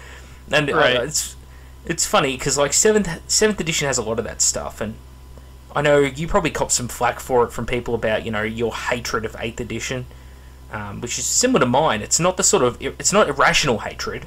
It's not like we weren't willing to give it a chance, and not that we're looking at it and going, maybe this is a positive thing. It's that we're looking at it and seeing a bunch of negatives, and people go, well, like 7th ed's any better? And it's like 7th ed is great for heresy. 7th well, it's not even really that's the other thing cool. Is I call heresy 6.5. It never even went full 7th. So 6th edition still had only troop score, and when heresy moved from 6th to 7th, they kept that. And people, I don't think a lot of people realize how big that is. Like, that's a huge difference. And then the other thing, in 7th, you can basically have infinite detachments, and they had all these formations and all this gobbledygook and all that. None of that is in heresy. In heresy, you get one detachment, and if that detachment allows allies or whatever, it's all part of that detachment. It's all just one picture. You get one of those. And then there's all these restrictions on Lords of War, or on there's a restriction on Lord of War, so it's 25%, and you only get so many Lord of War slots, where in fucking 7th edition 40k you could have 5 Wraith Knights in a 1750 army. It's just 40k 7th edition is just a wild card, because you don't know what the fuck was going to happen in every game. That's why I went away from it not long into 7th ed. I was like, I'm never playing 40k again in this state, because it was just retarded. Yep. You're so right about that. How everything's scoring. I was listening to you do an episode, and I can't remember which one. Sorry, but no, you're fine. You mentioned it, like the minute they gave things like Riptide scoring, you made such a hard decision for players, which is list building, where they sink their points. Part of effective list building is knowing what you need to accomplish a mission, and that's part of what made great tournament armies so special back in the day. And it was like, okay, I have a choice. Do I put another Riptide in the list, or do I go for something more versatile that I can capture objectives with, or that kind of thing? The minute they made it so that a Riptide could perform those functions, it was like a no-brainer. Just spam that unit. Yep. And to be honest, I think 8th edition is actually worse than 7th. I think 8th is worse than Formations, because you have like 15 different detachments. And then I'm guessing, I mean, I don't know, but I'm guessing when codexes come out, they'll probably have, faction-specific detachments as well. So at least in 7th, when you had formations, the formations were usually fairly specific on what units you needed to take. And a lot of formations, even though they were good, they still made you take some type of what you would call a tax type unit. Like, well, I have to take these 2 tacticals to then get these 5 veteran squads that get all these special rules, that type of shit. In 8th edition, the actual FOCs, there's one FOC that's just 3 to 5 HQ choices, and that's an entire FOC. So there's a viable list where it's just like 15 flying Tau commanders, and that's your entire army. It's just 15 Tau flying HQ like suits. One of the lists I saw was just Gilliman and like 7 different assassins, or like 7 Vindicare assassins or something. Yep. Then there's that one event that guy took, 120 Razorwing flocks, and then he fought the guy that had fucking 5 Storm Ravens. That was the fucking game. So like I kept joking about that game. It's like, well, this answered the age-old question that every time I'd seen a game of 40K since about 4 years ago, I always wondered what would happen if 5 jets fought 120 bird flocks, and now I finally know the answer to that question. So do you feel life is complete now? Like, I do. That you were missing something? So I don't know. Like, I keep looking at all these 8th edition lists, or you see pictures posted online, and for one, the game, just from a visual standpoint, it looks like shit. Like, if you were to go into a game store, like when I say game store, I don't mean Games Workshop store. So you got to remember, like we talked about the difference when this show started. So I guess people who go to a quote unquote game store in the UK and it's a Games Workshop store, they understand 8, so they know what's going on. But if you're some guy that plays, War Machine or Dark Age or Mech Warrior or whatever, and you walk in and you just see these guys playing 8th edition, and you literally see, like just a giant blob of guard with all their bases touching, and you got like 120 models in like a 1-foot circle on the table, and somebody's doing the same thing with their Tyranids because they're all trying to pile around some fucking hero that gives them rerolls if they're within 6 inches. It looks fucking retarded. Like, it just looks visually unappealing. That's like, what's been hard is trying to find game systems that are different. I know so many different game systems. Like, don't get me wrong, like I've got Drop Zone Commander, I've still got Epic stuff, I do play mostly Horus Heresy, I've got X-Wing stuff, I've got Flames of War. Lately, Kat and I have both got on the Game of Thrones Kickstarter, the Song of Ice and Fire Kickstarter. Yep, that's pretty cool. Because looks cool. Something different. I don't mind the sculpts. I like them well enough for like your general infantry and that kind of thing, but I've definitely seen better versions of the characters out there, like people have sculpted for themselves. But something different. It reminds me of like old school fantasy. It was like ranked up units, and it just looks professional. Ranked up units. That's what I loved about old school fantasy. It looks like a tactical game, like a game of chess. Like there's some brains just so much more visually appealing, and when somebody walks by, it grabs their attention, where Age of Sigmar is the same thing we just talked about, where it's just a clump of shit thrown on a table that doesn't seem to have any rhyme or reason to it, and it just looks like people banging toys together. But everything was so visually distinctive as well. Like, you can look at it and just go, okay, that's a cavalry unit. Okay, that's a infantry unit with spears. That kind of thing. And then, like, you look at 40k and it's like, that's a bunch of blue guys. Oh, but those blue guys are slightly different because they're on flying stands. But you can't quite tell what makes them also they're just too similar. Shit's too similar. Yeah. So it becomes a bit of an alphabet soup. Just a bit of a mishmash, a bit of everything going on. I'm hating it more than the rules. I'm hating it visually, is what I'm not liking about 8th edition. Like, rules can always be changed and modified, and it's a living rule set, and I hold out hope for them that they will evolve the rule set. But it almost feels to me like they just took Age of Sigmar's rules and did the bare minimum they had to stop people from complaining by just morphing those rules. Yeah, I don't know. It just kills me because it's just clearly not. And once again, like you said, like, everybody wants to say, like, well, 7th this, 7th that. Well, it's like, yeah, I agree. I didn't ever play 7th edition. When I think 7th edition, I think 7th Ed 40K. I don't think of Heresy when I say 7th edition because, for one, Heresy never fully adopted it, and two, I've always thought of Heresy as an independent game. I mean, it had a lot of similar aspects, but people get mad when I call 8th edition,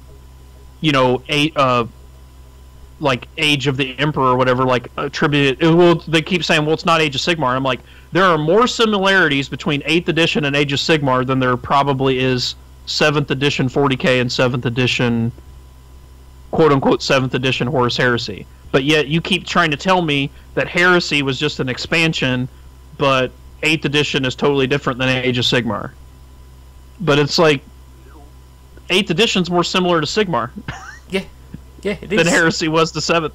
It is. It's basically, it's like they learnt most of the lessons required. It's like Sigmar was almost just the testbed for what they've done with 40k. That's all it is. They just worked out most of the kinks with it, and they're going, oh, okay, cool. Sigmar, this system now seems to please enough people. Well, and I know that's exactly what happened, and I can say this because he doesn't work there anymore. My old GW sales rep straight told me that. Like, they had already told, like, employees at his level that new 40k was coming out, like, and they gave him, like, a wide time frame, and then they came back to them and told them it had been pushed back because of a lot of the issues that players had with Age of Sigmar with the no points and all that. It's my understanding that 8th edition 40k was supposed to be like how Age of Sigmar was when it first released, with no points and all that other shit. And then it got shoved back by over a year to go back in and relook at things because Age of Sigmar fell on its face so bad with that. Well, here's the thing though, they're still making money.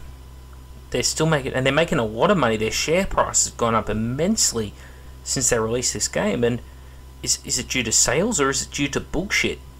Because, like, I've got a big conspiracy theory, man, that, like, Age of Sigmar, that they've sort of been fudging a few of the sales figures. Nothing illegal. Oh, yeah, like, I mean, I've seen that too with Demons, and, like, they release these little games like Silver Tower, and throw it all in the Age of Sigmar, like, honeypot. Because they've got to convince, and like, this conspiracy theory, for the people listening, it's not, like, bullshit I've just plucked out of thin air. Like, when you think about it, the worst possible thing a company can do is say, we completely threw away everything we had and threw all our bets on this new system, and it tanked. That is literally the worst fucking possible thing the company could say, because the share price would just plummet, shareholders would sell, people would pull out of the company, the works. So instead, what they do is they do above board, they just move a few figures around. They go, well, these units are used in fantasy and in 40k. Let's just make all the sales for them against this game system instead.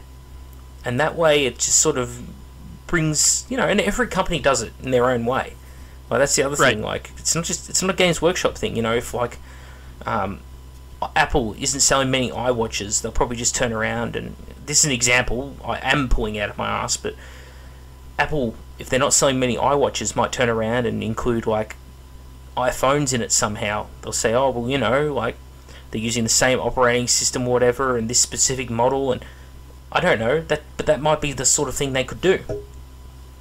So, because that's what big corporations do. And that's part of what I think that they're doing with Age of Sigmar. Yeah. Well, the other thing that people don't realize a lot of the time is when Games Workshop ships something to an independent retailer, like, say I'm a retailer, and my sales rep, they say, well, we're coming out with this new product next month. Based on how you sell this or that, I really think you should take on 5 of these. I really think you can sell 5. And if I'm not, like, because, like, here, there's like I said, it's not Games Workshop stores, it's independent retailers is the majority. So if a lot of, independent retail store owners, maybe they don't play 40k, maybe their store's more of a Magic the Gathering, but they do sell Games Workshop product. You know what I mean? But because it's kind of like a catch-all game store, sometimes the people doing the ordering aren't super familiar with the product they're ordering. They just know that, oh, well, I have this sales rep that takes care of me, and he tells me the products I need to carry, and then they sell. Like that kind of situation. So, but what I'm getting at is if Games Workshop sends me 5 copies of 8th edition, that's sold to them. those 5 copies may show up to, a retail store in central Indiana, and maybe only one leaves the shelf and the other 4 sit there and don't ever hit the street. But Games Workshop has sold those 5, and their sales figures reflect that, even though they didn't actually sell. Yep, and I think same thing happens with a lot of companies. Once the physical medium leaves their warehouse, it counts as sold. Right. So I think that's because if you look, like, they kept bragging about Age of Sigmar, how it was the biggest fantasy North release, like it was the biggest fantasy release ever in North America. They said even though it's not quote unquote fantasy, they said if this would have been Warhammer Fantasy, this is the biggest release we've ever had at launch. But I could go to the Game Reserve, the big game store here in town, and they got like 60 copies when it released, and they sold like 5 of them. And 55 of them were on the shelf, and they stayed there for like well over a year because there was no points and nobody wanted to play the game. And I kept trying to tell people, I'm like, that sales figure of quote unquote this is the biggest release ever, that was total horseshit, because I would say 3/4, well, I can't, that's a big number, let's just say half of what they moved initially and pushed on to independent retailers didn't sell. Yeah, and they weren't selling too well, and with like their own stores. And then you've got, like, because I read their financial reports, you've got things like, they talk about how much internet sales has grown. For example, they're like, oh, our internet sales went up by 70%, and it was like it exactly correlated to the amount of stock they pulled from stores and put to online only purchase. So it was like, well, of course your online sales are going to go up when you make it so the only way people can buy it is directly from your online store. Because one of the things they did was that for third-party retailers is they said you can't have a bunch of stuff. They said the only way we're going to sell it to people is via online. So, and they pretty much just left people with third parties with like the most basic shit, like starter sets and tactical squads and that kind of thing, but like all the fine cast characters and all that, the only way people could get them was to go onto Games Workshop's website and order it themselves. Right. Well, see, I was a GW retailer up until about 6 months ago, or not even, I guess it was less than that.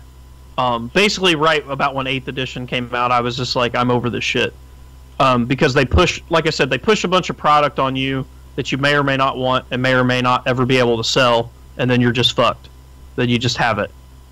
This happened with Lord of the Rings with a lot of retailers, and they really soured a lot of the retailers with that. That was big here in the U.S., where they would come out with this new Lord of the Rings shit, and then you're required to carry a copy if you want to keep your Games Workshop account, so they send it to you, and then it, once again, never leaves the shelf.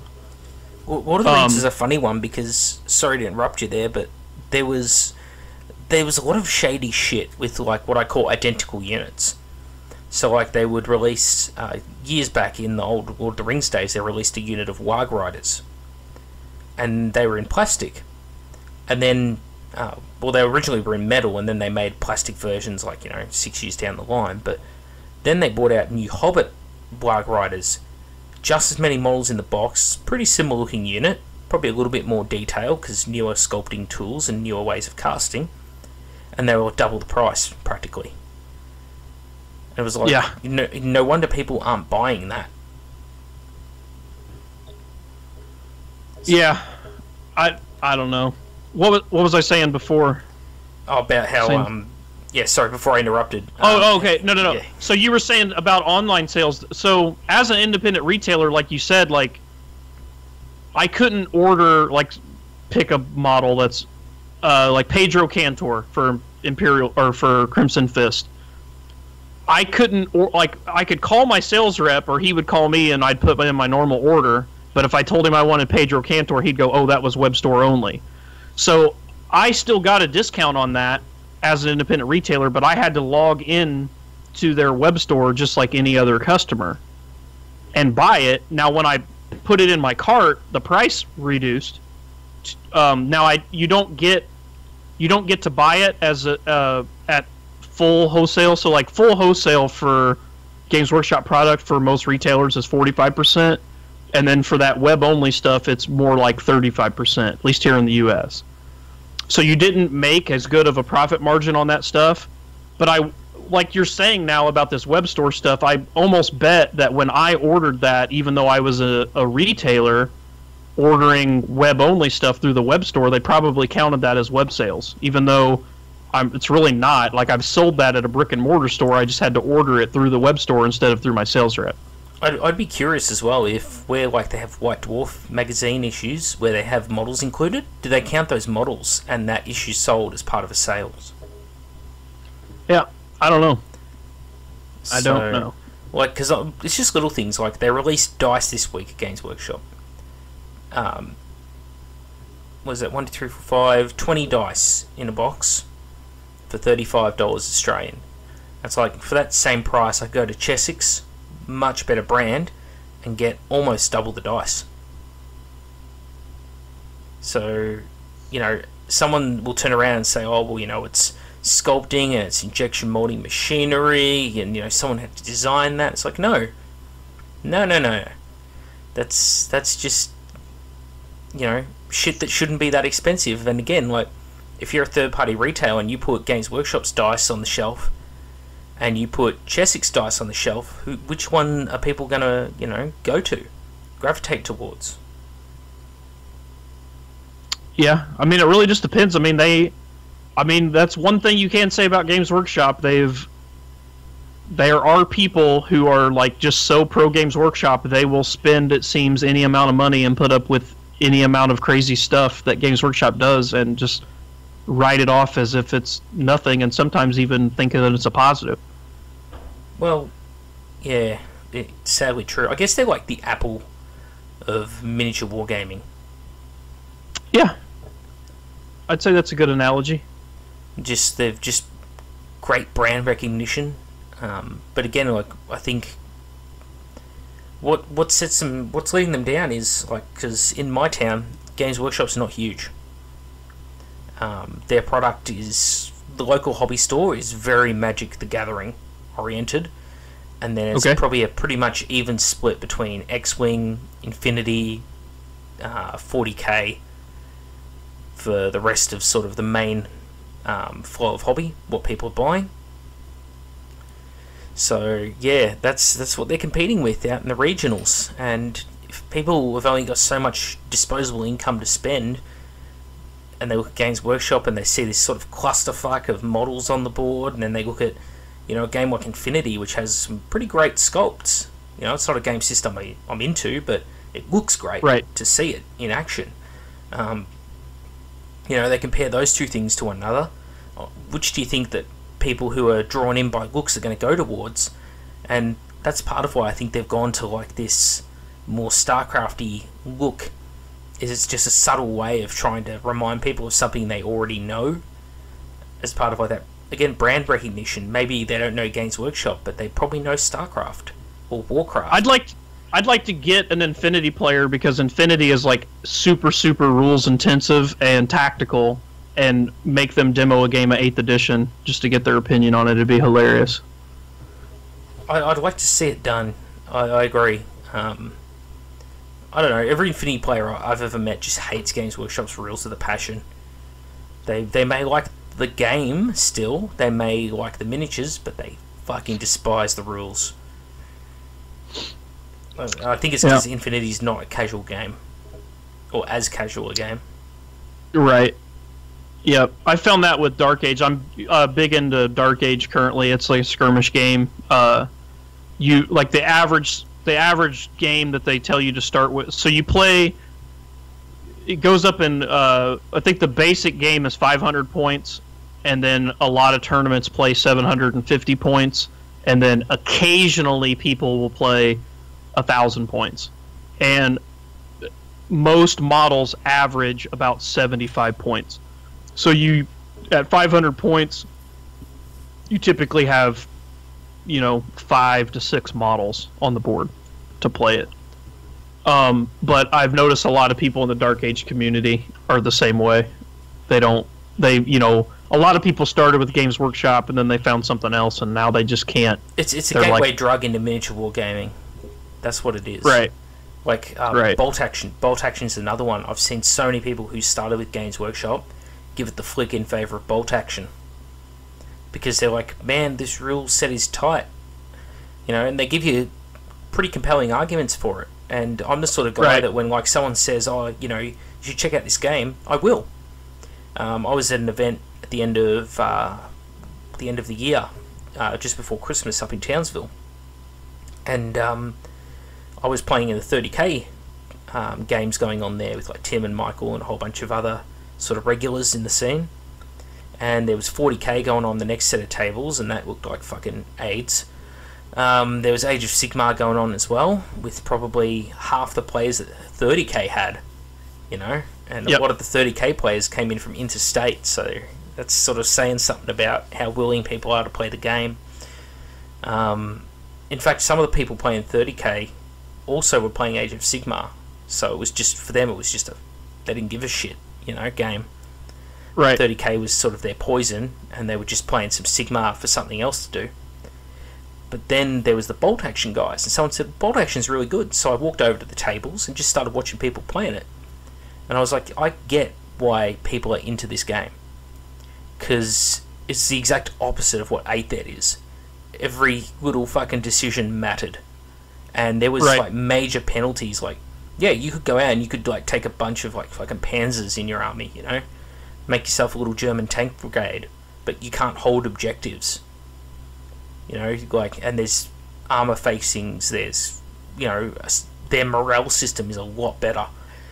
And it was just, yeah, it was just an interesting experience to see what, you know, and that's again something that people don't take into account, like especially Games Workshop's big supporters is, you know, you got to think what other people are looking at, what's happening in the hobby on the other end of the spectrum. Yeah, but I don't know. I mean, some people want that just pure beer and pretzels aspect. I mean, I've talked to some people recently that are super pro 8, and I like laid out my argument as to essentially why it's, in my opinion, one of, if not the least tactical miniatures game currently on the market. And what I mean by that is, once miniatures hit the table, like once you've written your list and I've written my list and we put models on the table, as far as me through skill or tactics making the outcome of that game any different than it would be if we just, like, you know, wrote down what units we're taking and rolling dice without even having miniatures, like basically you can pretty much determine the outcome of the battle by knowing who's going to go first and looking at the army list. And that's going to be the same a super high percentage of the time. And what actually the players do with the models on the tabletop have very little impact or effect on that once the lists are written and models are deployed and the first turn is determined. Yeah, no, I agree. And the thing is, like, the counter arguments I always find interesting because they reveal a lot about the player mindset. I think a beer and pretzels game, a game with just no tactics, no real strategy, is fine. But you also have to cater for the people who were your existing player base, which is the big thing that 8 Dead neglects. Yeah, I totally agree with that. 100% agree with that. You can change up your system, you can make a game that just doesn't give a fuck, like Age of Sigmar when it first released, with no points values and that kind of thing. That's fine. If you keep another system in place or have like an advanced section of rules, like every game, like X-Wing's a great example, has a basic section and an advanced section of their rulebook.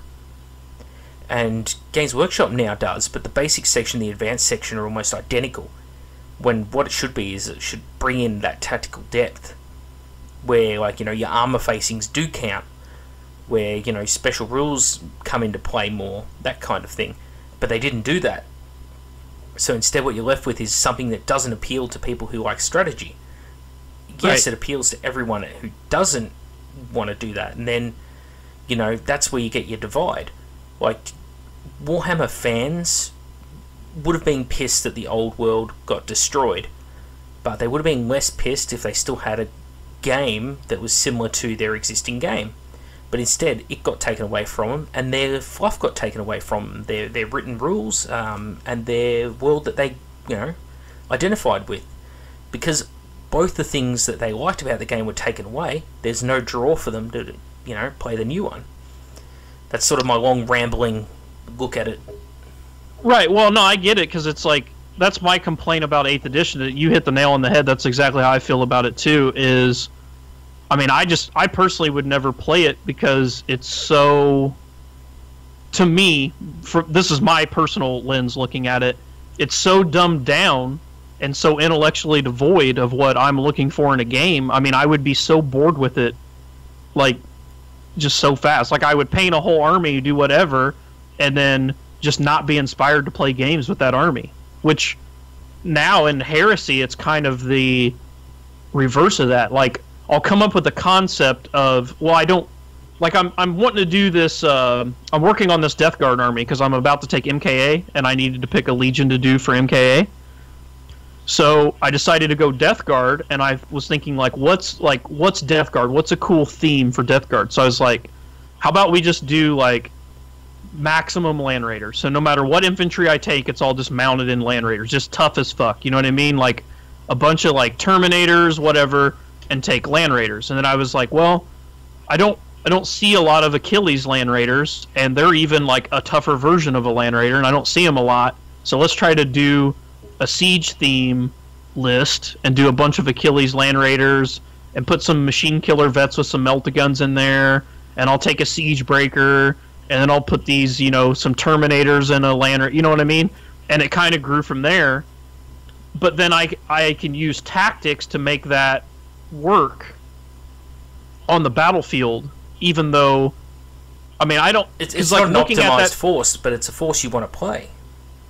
Well, not only that, but even though it's not optimized, I feel like I'm savvy of enough player. I can play against lists that are clearly better, and even if I don't win, I'll at least make the game interesting and be a close game. Where I don't feel like you can do that with 8th edition. I don't think you could do that with 7th edition 40k, and I don't think that got any better and it may have even gotten worse in 8th edition. Yeah, no, I totally agree with that, man. You hit the nail on the head there, because part of what, like I say, it's a dumbed-down game, and they've simplified things, and people go, they kind of correlate the two together. When I say simplified and dumbed down, I'm like, dumbed down is taking choices away. Simplifying is making things easier. And there's a big difference between the two. You know, 7th Ed 40k was a great example. I was a pretty good player, you know, up right at the top end in rankings for the country at one point. It's like, I know how to, you know, use tactics and unit placement and that kind of thing, but there was sometimes you'd just put down an army and you knew you were fucked because of the other list. Yep. And that is what 8th edition looks like to me. Every time I watch a game now, I can pretty much tell exactly how it's going to go from the outset, just based on what people are taking. And also who goes first. yeah, that's exactly right. Because unlike in previous 40k, where you could really use terrain to your advantage, and you know, you could get some brutal cover saves and that kind of thing. Now it's just like it's a shooting gallery in that first turn. Well, and they've weighted the game towards off. So, like, it's funny you brought up the simplified and dumbed down, because there's a lot of 8th edition that is actually more complicated than 7th, or at least has a lot more bookkeeping, and you certainly roll a lot more dice. So that's why, like, I know a lot of my local guys, we always say hashtag streamlined whenever, like, something in 8th is, like, way, like, you know, like you're rolling, like when you shoot a Lehman Russ now, you roll a die to see how many dice you need to roll, instead of just like rolling a single scatter, you know. Yeah, it's funny. It's little things though, like when people try and counter the argument, because I'm all for, if people can counter my viewpoint, I will change my viewpoint. I've done it on many issues, because at the end of the day, I don't know if it's just a thing that's unique to me, but I think it's most people feel this way about life. You don't want to be proven to be a dickhead. You want to be able to show that, you know, if you keep saying something that's clearly wrong, people are going to think you're an idiot. And nobody wants to be perceived like an idiot. So if people can give me a good argument and demonstrate to me something, I am happy to come around to their point of view. But the thing is, like with 8th edition, they'll try and say to me things like, you know, I complained about movement values. And I said, the fact that there's multiple movement values makes it harder to keep track of, because you now need to memorize all these additional values for units, which don't really add anything to the game. And people are like, oh no, but you complain about a lack of tactics, that's adding more tactics. I'm like, no, it's not. An inch here and there is not adding tactics. Having the fear of someone having a fucking flamer when you're... what are you doing with that movement? Like, okay, so now you move an inch further. Well, maybe in the old edition you could use that extra inch to get into a fucking side arc. That doesn't matter anymore. So what are you doing with it? It's pointless. And it's like, where things that do dictate tactics is, like, for me, was templates. Now there is nothing. It's like the old redcoats, you know. People just getting extended lines of infantry, like Cadians and that kind of thing. They just form a big long line of troops. And you're encouraged to do it because every HQ in the game has some type of 6-inch bubble that gives fucking rerolls. So every game has just evolved into, I'm going to take 60 conscripts and pile them in a huge circle around this commissar, because as long as he was within 6 inches, when I take battle shock, I only lose a single guy. Yeah, that's stupid. And the whole... It's nothing that, again, couldn't have been negated with just one or two sentences here and there about placement, that kind of thing. Because then you've got, like, tanks. That's like, there should have been just a basic thing, like, you know, like a claymore, front towards enemy. And instead, you know, and you've got, like, basilisk tanks. You've seen it. I think you probably showed me the photo. Basilisk tanks pointing off the board, shooting at targets behind them. Because it made it easier for the guy to deploy his army. He could deploy a whole bunch of shit out of line of sight if he just turned it around so the guns... Well, not only that, it was because he was trying to get all these things within a halo. So you're, like, basically playing Tetris tanks because they're you know, from front to back, they're longer than they are from side to side. And they had, like, ladders and shit on them. So in order to pack them all as densely as he could, he had to point them all, you know, in random directions. So you have this Tetris blob of tanks where literally they're so tight together that they would be rubbing the paint off each other in real life, but they're all facing different directions, and they somehow manage to move around the battlefield in a perfect circle around fucking Gilliman or whatever, so they all get their rerolls.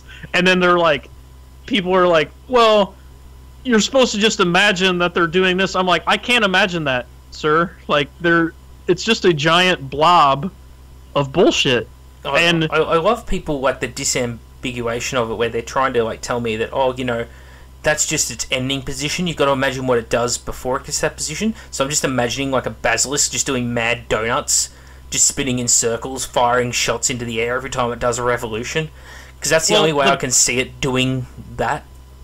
My favorite are jets that have fixed forward guns, because they try to say that, like you said, well, it represents the model pivoting and moving around, blah, blah, blah. I'm like, well, what about a jet that in the rules to the fucking game that you're trying to explain to me straight tell you they're only allowed to make one 90-degree turn per turn, but can fire their fixed forward guns 180 degrees backwards after they've moved and made that one turn?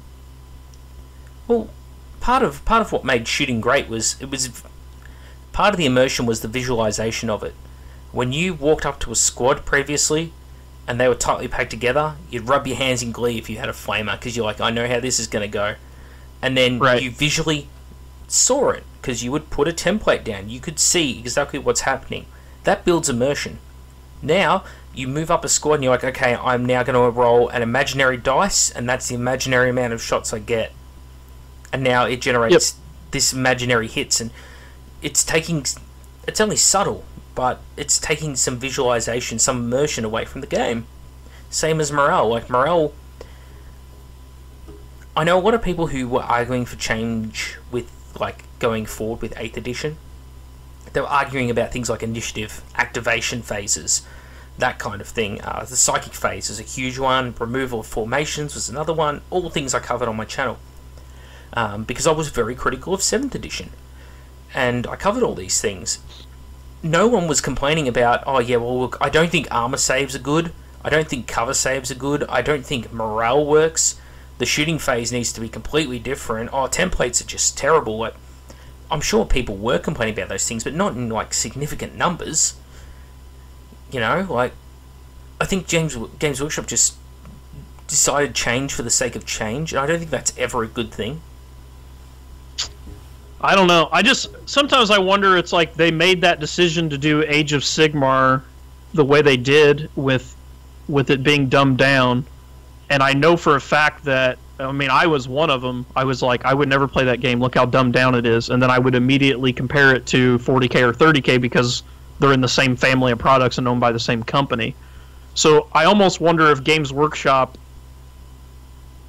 basically dumbed down 40K and is pushing to dumb down 30K, or, you know, certain people are pushing to dumb down 30K and make it in the same vein, so that you can't make that argument, so that it basically, then it all looks like a level playing field, and you can't have people that play a Games Workshop game go, well, I play this Games Workshop game because, like, all these other ones are dumbed down. Well, again, like, 30K has now become the last retreat for those who like a tactical Games Workshop game. Right. Like, there is more tactics in your movement in Space Hulk now than in 8th edition. Yeah. Yep. It's a corridor board game. Yep. And your movement means more in that than it does in Age of Sigmar, which has, in 8th edition 40K, which has, you know, special movement values for every single unit. It's like, why? Why is this a thing? It boggles the mind. My favorite are pure assault units in 8th edition. Like, so explain it. Like, if I take an all assault Tyranid army or an all assault Orc army, what tabletop tactics are there other than move in my movement phase as close to the enemy as possible and then assault when I can? Well, that's it. But whereas before there were tactics, I think it's important to give people who are listening a contrast, because again, there's someone very angry typing a comment right now to us who's going to, oh, well, that's no different to 7th ed. It's like, no, in 7th edition 40K, at least with an assault unit, you'd try and put them in a transport. You would then use that transport to cross the battlefield. Now, the choice of transport is what determined the survivability of the unit. Oh, I can put him in a Lamb Raider, but it's going to take a lot of points, but I can put him in a Rhino. But if I'm moving my Rhino, I've got to make sure I place my armor in a certain way. Maybe I can deploy on this side of the board and use this terrain to cover me moving across. None of that's a thing now anymore. Well, not only that, it was, okay, well, I have these Assault Marines. Do I jump them into this cover do I jump them into these ruins to get a 4-up cover save, which is extremely good, but I have to take all these dangerous terrain checks. And then when I assault, I'm -2, so is it worth the gamble of subtracting 2 off my assault distance? Where now, it's like, well, all cover is just +1 to my armor. It doesn't matter what it is. If it's a chain link fence or a fucking fortified barricade, it's just +1 armor. And then nothing slows down any movement, so So basically, the way it works is you just move forward, always making sure you get a cover save to get that +1 if possible, because it doesn't slow you down and there's no drawback to doing it, and there's no difference in terrain. Like, before, using that same example, if those Assault Marines could jump behind some trees, or they could jump behind ruins, you would want to choose the ruins because it was a better cover save. Yes. But maybe your opponent had models placed where there was a unit that, if I went behind the ruins, there was at least one unit that my opponent had that was in a position where I wouldn't get that cover save, or if I went to the trees, I would get a worse cover save, but against all of his units. So which one do I want to do? Like, none of that matters in 8th anymore. In 8th, it's just like, well, everything's the same, and nothing slows me down, so I just try to get my cover save while also getting as close as I can so I can assault. Yeah.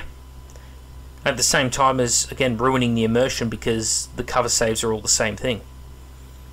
Right. Like, you know, you're behind a fucking concrete bunker and you got the same cover save as if you stand behind a barbed wire fence. Because reasons. But, you know, same thing. Like, like 3 or 4 story buildings are funny too. Like, orcs run up a 3 or 4 story building, like just run up a vertical sheer face of a building, like faster, at the same speed that they can move that on the ground. Yeah. Well, another one that people like to point out to me when I say you're removing tactics is they go, well, now you can split fire everything. That's adding tactics. And I'm like, no. Again, it's taken tactics away, because in the past, as we still have in Horus Heresy, you are faced with the conundrum. Let's say there's a Land Raider coming at you, and it just dumped a squad of Red Butchers or something, right? That Land Raider is going to be a threat, no matter what. But those Red Butchers are also going to be a threat, like that assault unit's just dumped out of it. Do you fire at the Red Butchers, or do you use the heavy weapon in the squad to fire at the Land Raider? And you're given this catch-22 situation, what do you target? And you might have your reasons, like it might be turn 5 of the game, maybe ending in turn 6. That Land Raider is worth a victory point that Red Butchers aren't. You get a victory point for them straight away because that's their unit special rules. They count as destroyed at the end of the battle, can't hold objectives or whatever. So you're like, the choice. If the game goes on for another turn, my unit's fucked. They're going to get charged by these Red Butchers and wiped out. But if I can kill this Land Raider, I'll get an extra victory point. And there's that conundrum. 8th edition doesn't have that problem. It's just like, why not both? You'd fire all the guns that you want at the Red Butchers, and then you just split fire some other guns at the Land Raider. That's not adding tactics. That's just a no-brainer situation. And it also, on the flip side of that, so if I'm a guy that, let's say that I'm more of a, like, quantity over quality, like, so let's say we're doing Orcs versus Marines or whatever, if I basically, if I get in a position where you have a Devastator unit that is 10 dudes with heavy bolters, and I get up there and I ended up, like, after some casualties, closing the gap, I have, like, 3 Orc squads that all got within position to charge those heavy bolters. Well, in 7th edition, I got rewarded because that heavy bolter unit can only shoot one of my Orc squads, and then the other 2 are going to charge in and kill it. Well, now, like, I've done this, through tactics, put myself in this good position where I have these 3 units that can all assault this one unit, but now he can just go, well, 3 heavy bolters shoot these guys, 3 heavy bolters shoot these guys, and 3 heavy bolters shoot these guys, and I'll just kill them all. Yep. And it's a thing, like, that's almost the same sort of thing I do. My big point of pride, my main strategy when I play, I don't know whether I'm giving away trade secrets here, I focus on what I call threat saturation. So when I build my list and when I put my force on the battlefield, I try and make it so my opponent has a very difficult choice. I want to give them a lot of options that they can shoot at, and hopefully they'll pick wrong. And It works every fucking time, because there's redundancy. I love having redundancy. Like, I'll put them in a situation where there's 2 Contemptors running at a squad. One of the Contemptors is closer, it's only got 1 hull point left. So if he gets to that squad, he'll probably fuck them up. They can kill him, but there's another Contemptor 6 inches behind him who's going to get there next turn as well, and he's on full hull points. What are you going to shoot? And just like the sweat, that situation that when you put people in it, the sweat coming down the forehead type thing, and that's tactics. But when you have a las cannon squad and they're faced with that same situation in 8th, Dreadnought on 1 wound, Dreadnought on full wounds, they'll just go, oh yeah, I'll fire 1 las cannon at that one, probably kill him. Yep. No penalty. Oh, well, there's a very minor penalty, but it's a no-brainer penalty. And that's the thing, like, a -1 to hit. You got that character nearby buffing the unit, giving you rerolls and shit. Are you going to care? Probably not. Yeah, I don't know. Like I said, I personally don't get it, but I mean, I've told all this that we're talking to right now, laid it out to someone, and they just flat said, I don't think any of that's important. I just want to roll dice and have fun with my models. And that's fine. That's perfectly fine attitude for them to have. I think the only reason we complain about it is, like I was saying earlier, it's if we ever wanted to get back into 40k URI, we can't. We have to go back in edition. We have to get on eBay or whatever and find old codexes and play old versions of the game. You'll never find anybody to play. You'll never find anybody to play, and you also can't go to events or anything like that because nobody's going to support it. Exactly. So it's taken something away from the veteran players, and That's the one thing everybody's forgetting in this, is that not everyone wanted this edition, and there is nothing for them in it. For the people who are enjoying it, great. All the power to them. All we're doing, you and I, right now, is we're not telling them not to play it. We're just saying these are why we aren't playing it. Right.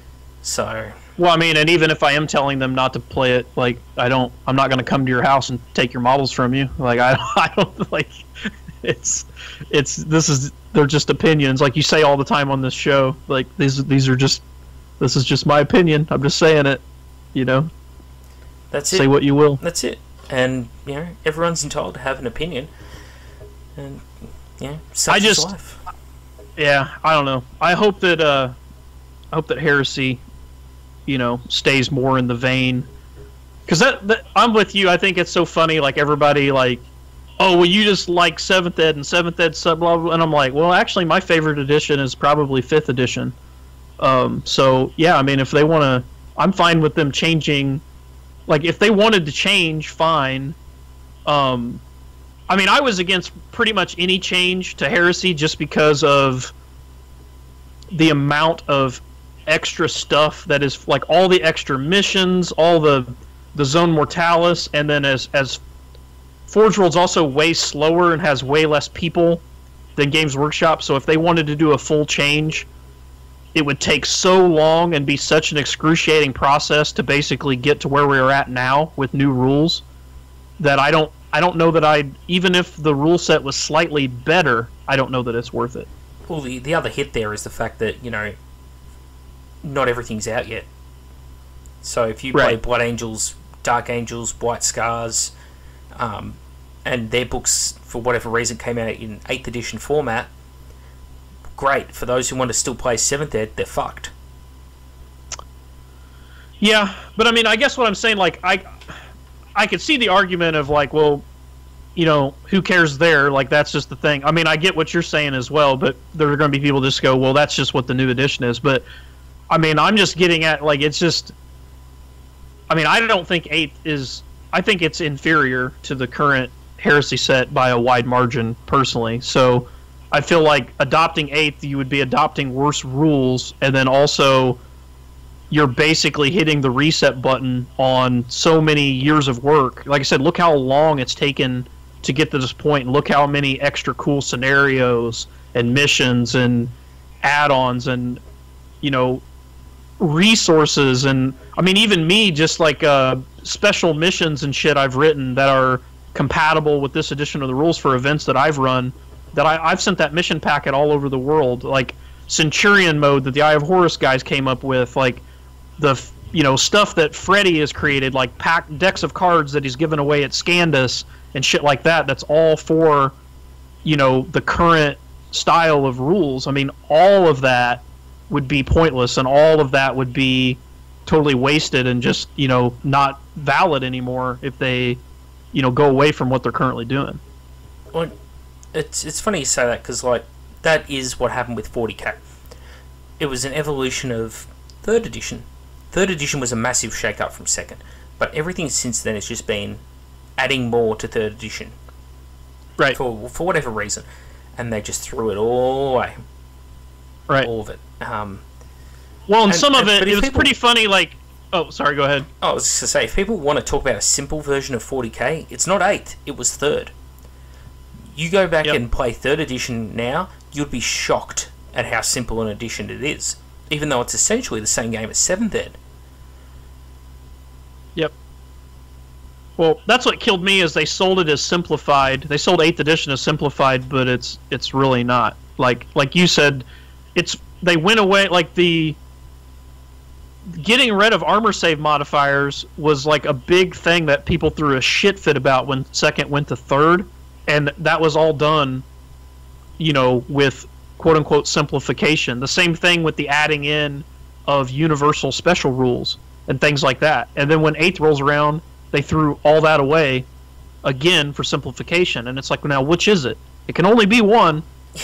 And, corporate bullshit, mate. That's all it is. Corporate bullshit. But 7th Ed was a clusterfuck because of a few critical mistakes. If people went back and played 3rd edition, I think I'm going to Next time I have Cat over at my place, I'm going to set up a table. I'm going to play a game of 3rd edition 40k. Just to show how simple it was. And there was nothing that could stop them from just taking 8th edition, and instead of making it what it's become, going in that direction. And with 4th edition, like 4th edition was the one that brought in all the USRs. There was like 10. There wasn't 50 in your rulebook. There wasn't 5, 6, 7 pages devoted to USRs. It was like 1 page. And every codex also had a copy of that 1 page of USRs. That was like Tank Hunters, Furious Charge, and a couple of others. And it was really fucking simple game because of that. Everyone shared the same fucking rules. It's just different factions. All you had to remember was what your weapon stat line was and what your model stat line was. That is simplification. But it didn't lose the tactical depth because it had armor facings, cover, hull down, all that kind of thing. Yep. Different weapons had different arcs and all that stuff, yeah. Yeah, there was nothing to stop 7th Ed doing that kind of thing. If 7th Ed had just got rid of formations, fixed the psychic phase, maybe with my own suggestions, gone back and changed up how missions work, instead of all these hokey cards and all these random fucking outcomes that heavily favour certain factions like the Eldar, who have like fucking 48-inch moving jet bike capturing infantry. All with heavy weapons. All with heavy weapons. And relentless. And, things like that. If they just took away those things, you'd pretty much end up with a game somewhere between 3rd Ed and 6th Ed. It'd be a pretty good game, I reckon. Yeah.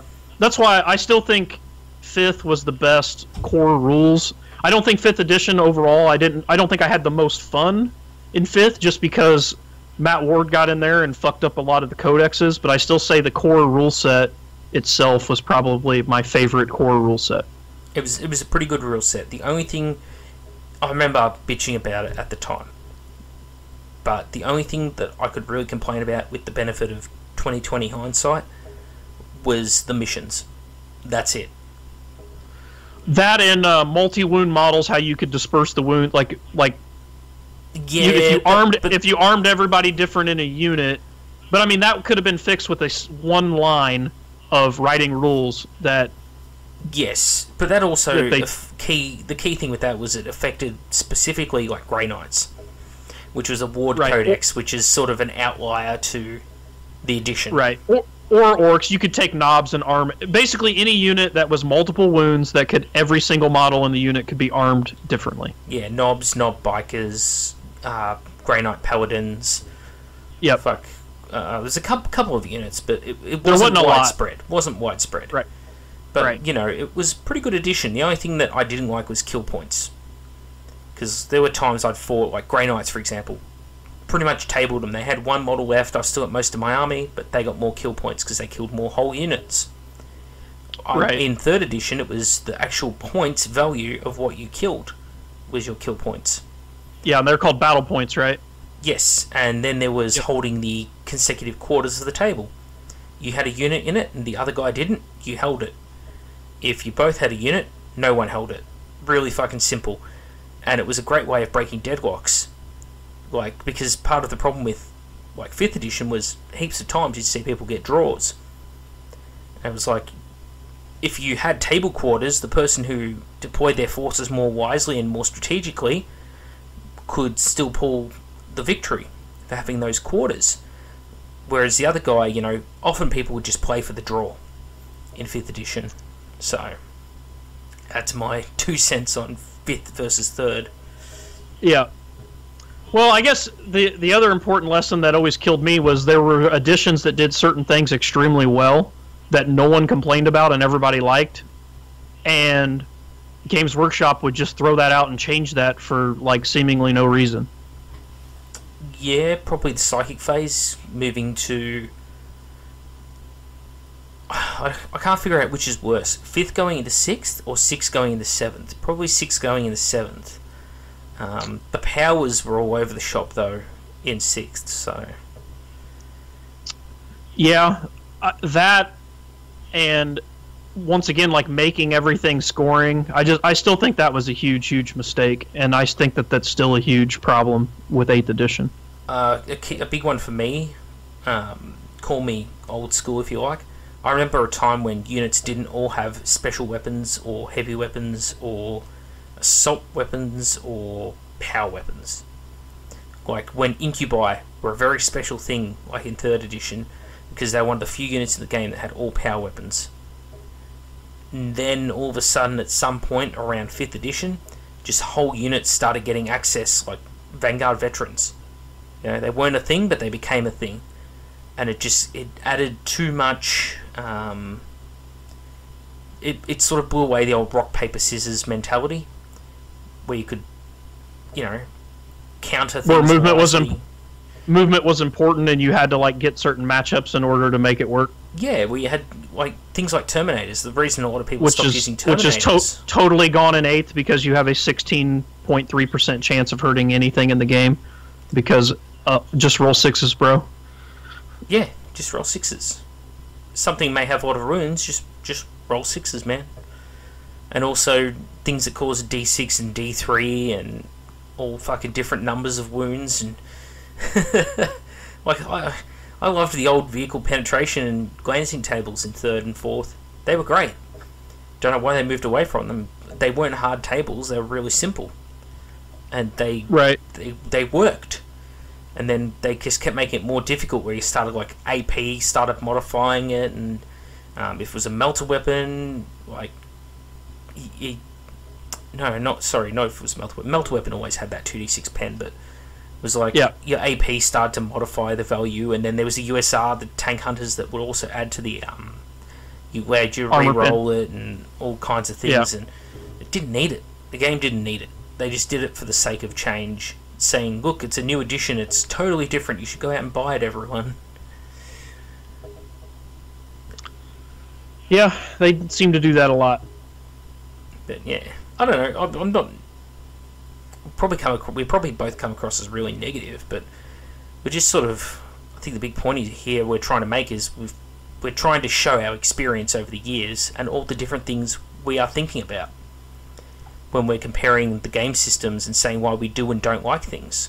It's not because we are trying to hate on them, we're just comparing it and contrasting it and saying, well, here's the things I do like, and here's the things I don't.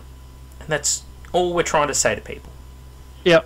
If I have to say, I mean, there are, like, in 8th, I definitely like going back to Twin Link just not being just a reroll. Like, we used to joke about how dumb is it that a Twin Link in 7th edition and even currently in 8th edition, in 7th edition and in current Horus Heresy, a Twin Linked Multi-Melta has 4 barrels but shoots 1 shot. Yeah, or like, quad heavy bolters, that kind of thing. Yeah, so I still like the original Twin Linked rule. The original Twin Linked rule going all the way back to 2nd edition was you rolled to hit like normal with the weapon, but for every hit you scored, you just doubled it to 2. I can't even remember that. So if you had a Twin Linked Heavy Bolter, you would roll to hit 3 times, just like a normal Heavy Bolter, but say 2 of the dice came up hits and 1 came up a miss, you would hit 4 times. Yep, simple. Yep. Oh, the only shooting I remember from 2nd Ed, because it's been so long, was assault cannons, and just watching someone get a cracker of a roll off on an assault cannon. Those assault cannons hit exactly like a crack missile launcher in 2nd edition, but they had 3 sustained fire dice, which were essentially D3s. Mm-hmm. Watching, there was always like, there's probably 4 very bad things to run into in 2nd edition: Avatar, a Bloodthirster, an assault cannon, or an Eldar Autarch with a vortex nade. They're the 4 bad things I remember from 2nd edition that you just did not want to run into because the Graviton gun, the War Gear card Graviton gun that just shot you and you died.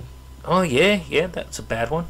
Although the vortex is nastier though, because if that vortex touched you, you're removed. Yeah, just watching someone just throw that fucking the holy hand grenade into the middle of someone's army, and just watching, you know, usually the commander was always right in the middle of their army, and just watching just a hole open up. You know? Well, the worst was Wolfguard Terminators, where it specifically stated you can have any number of heavy weapons in a Wolfguard Terminator unit. So I took that to mean that every guy could have a heavy weapon, which was bad enough. So that meant you could have, and they could take a 20-man Terminator squad. Wolfguard could have 20-man squads. So you could have 20 guys with assault cannons or 20 guys with cyclones. The funny thing was people took it to say you could have as many heavy weapons in a Wolfguard Terminator squad as you wanted, so people would make 20 Terminators with both cyclones and assault cannons. Jesus Christ. That's where Gilliman got the idea from, I guess. Yeah. So, that was a thing. Yeah. I don't know, watching sustained fire dice, like, it was always that great showdown. Like, if a greater demon of Khorne rocked up, or an avatar, it would just slaughter an army on its own. But then someone would have an assault cannon. It was like the great, the flip of the coin. Is the demon going to outlast the assault cannon? And those 3 sustained fire dice, if they were rolling red hot on those, holy crap. Yep. So it'd get ugly in a hurry. Yeah, just mowing down units. But it was a very different edition. Like, a lot of people are saying, "Oh, eighth edition is so much like second." Nah, it's not. It's got hints. For one, a Space Marine was like 30 or 35 points. I think a 10-man Space Marine squad was 325 points. I'm just trying to remember. Was Space Marine still only had a 4+ in no, they were 3 up. They were 3 up, but everything had like huge. Like a bolt gun was -1 armor, and then in close combat, your strength determined your armor save. So even if you didn't have any close combat weapon, strength 4 was minus. It was just like fantasy. Strength 4 was -1, 5 was 2, 6 was 3, 7 was 4, 8 was 5. Well, I remember Chaos were the original people who had like ramshackle weapons. So like your plasma guns and that would overheat in Chaos, but they were better for it. If you didn't overheat and cook yourself, the weapon performed better than the Loyalist plasma guns. Right, the Loyalist ones automatic. You could only fire them overcharged every other turn. They had a failsafe that would not let them overheat, and the Chaos ones did not have that. So you could choose to fire it overcharged every turn, but there was a risk to it.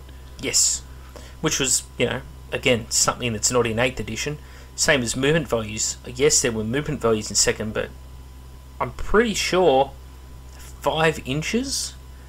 4. Everything was almost 4. I know it was 4 on heavy weapons, because heavy weapons were -1 to your movement. They were also encumbered you in close combat, heavy weapons did. Yes. And people complain about templates. Second Ed didn't have templates for like autocannons. Autocannons actually fired a pipe weight. I think it was 2-inch radius. So no, you're thinking of multi-meltas. Multi-meltas had a blast marker. Autocannons were a single. They were either 1 or 2 sustained fire. I think there were 2 sustained fire die. Right. I got my book in the other room. Yeah, but, I mean, I haven't played Second Ed since probably 1998, 99. Right. No, it was fun, but I was big into second. I played since the day it came out till the day that 3rd edition came out. So I can tell you that 8th is not like second. I played Second Ed for probably 6 months, if that. Mostly I was pretty young. I was only like 9 or 10, something like that. Yeah. And most of the time I didn't have a proper army yet, so a lot of what I played was just like pretty much 2 tactical squads in size for a game, and it was mostly just watching other people play, not getting the hands-on experience myself. 3rd edition was the complete opposite. 3rd ed I was there from fucking day 0, and I loved that edition, man. So a lot of people prefer 4th over 3rd, but I guess because it was the first one I really, really got into, I just loved it. And when I wanted something that had that more in-depth sort of feel, that with like armor save modifiers and that kind of thing, I played Mordheim. Yep. Because it was like, that was the perfect medium for that. Because at an army scale, armor save modifiers, range modifiers, all that kind of thing becomes a bit of a pest. It really eats up time.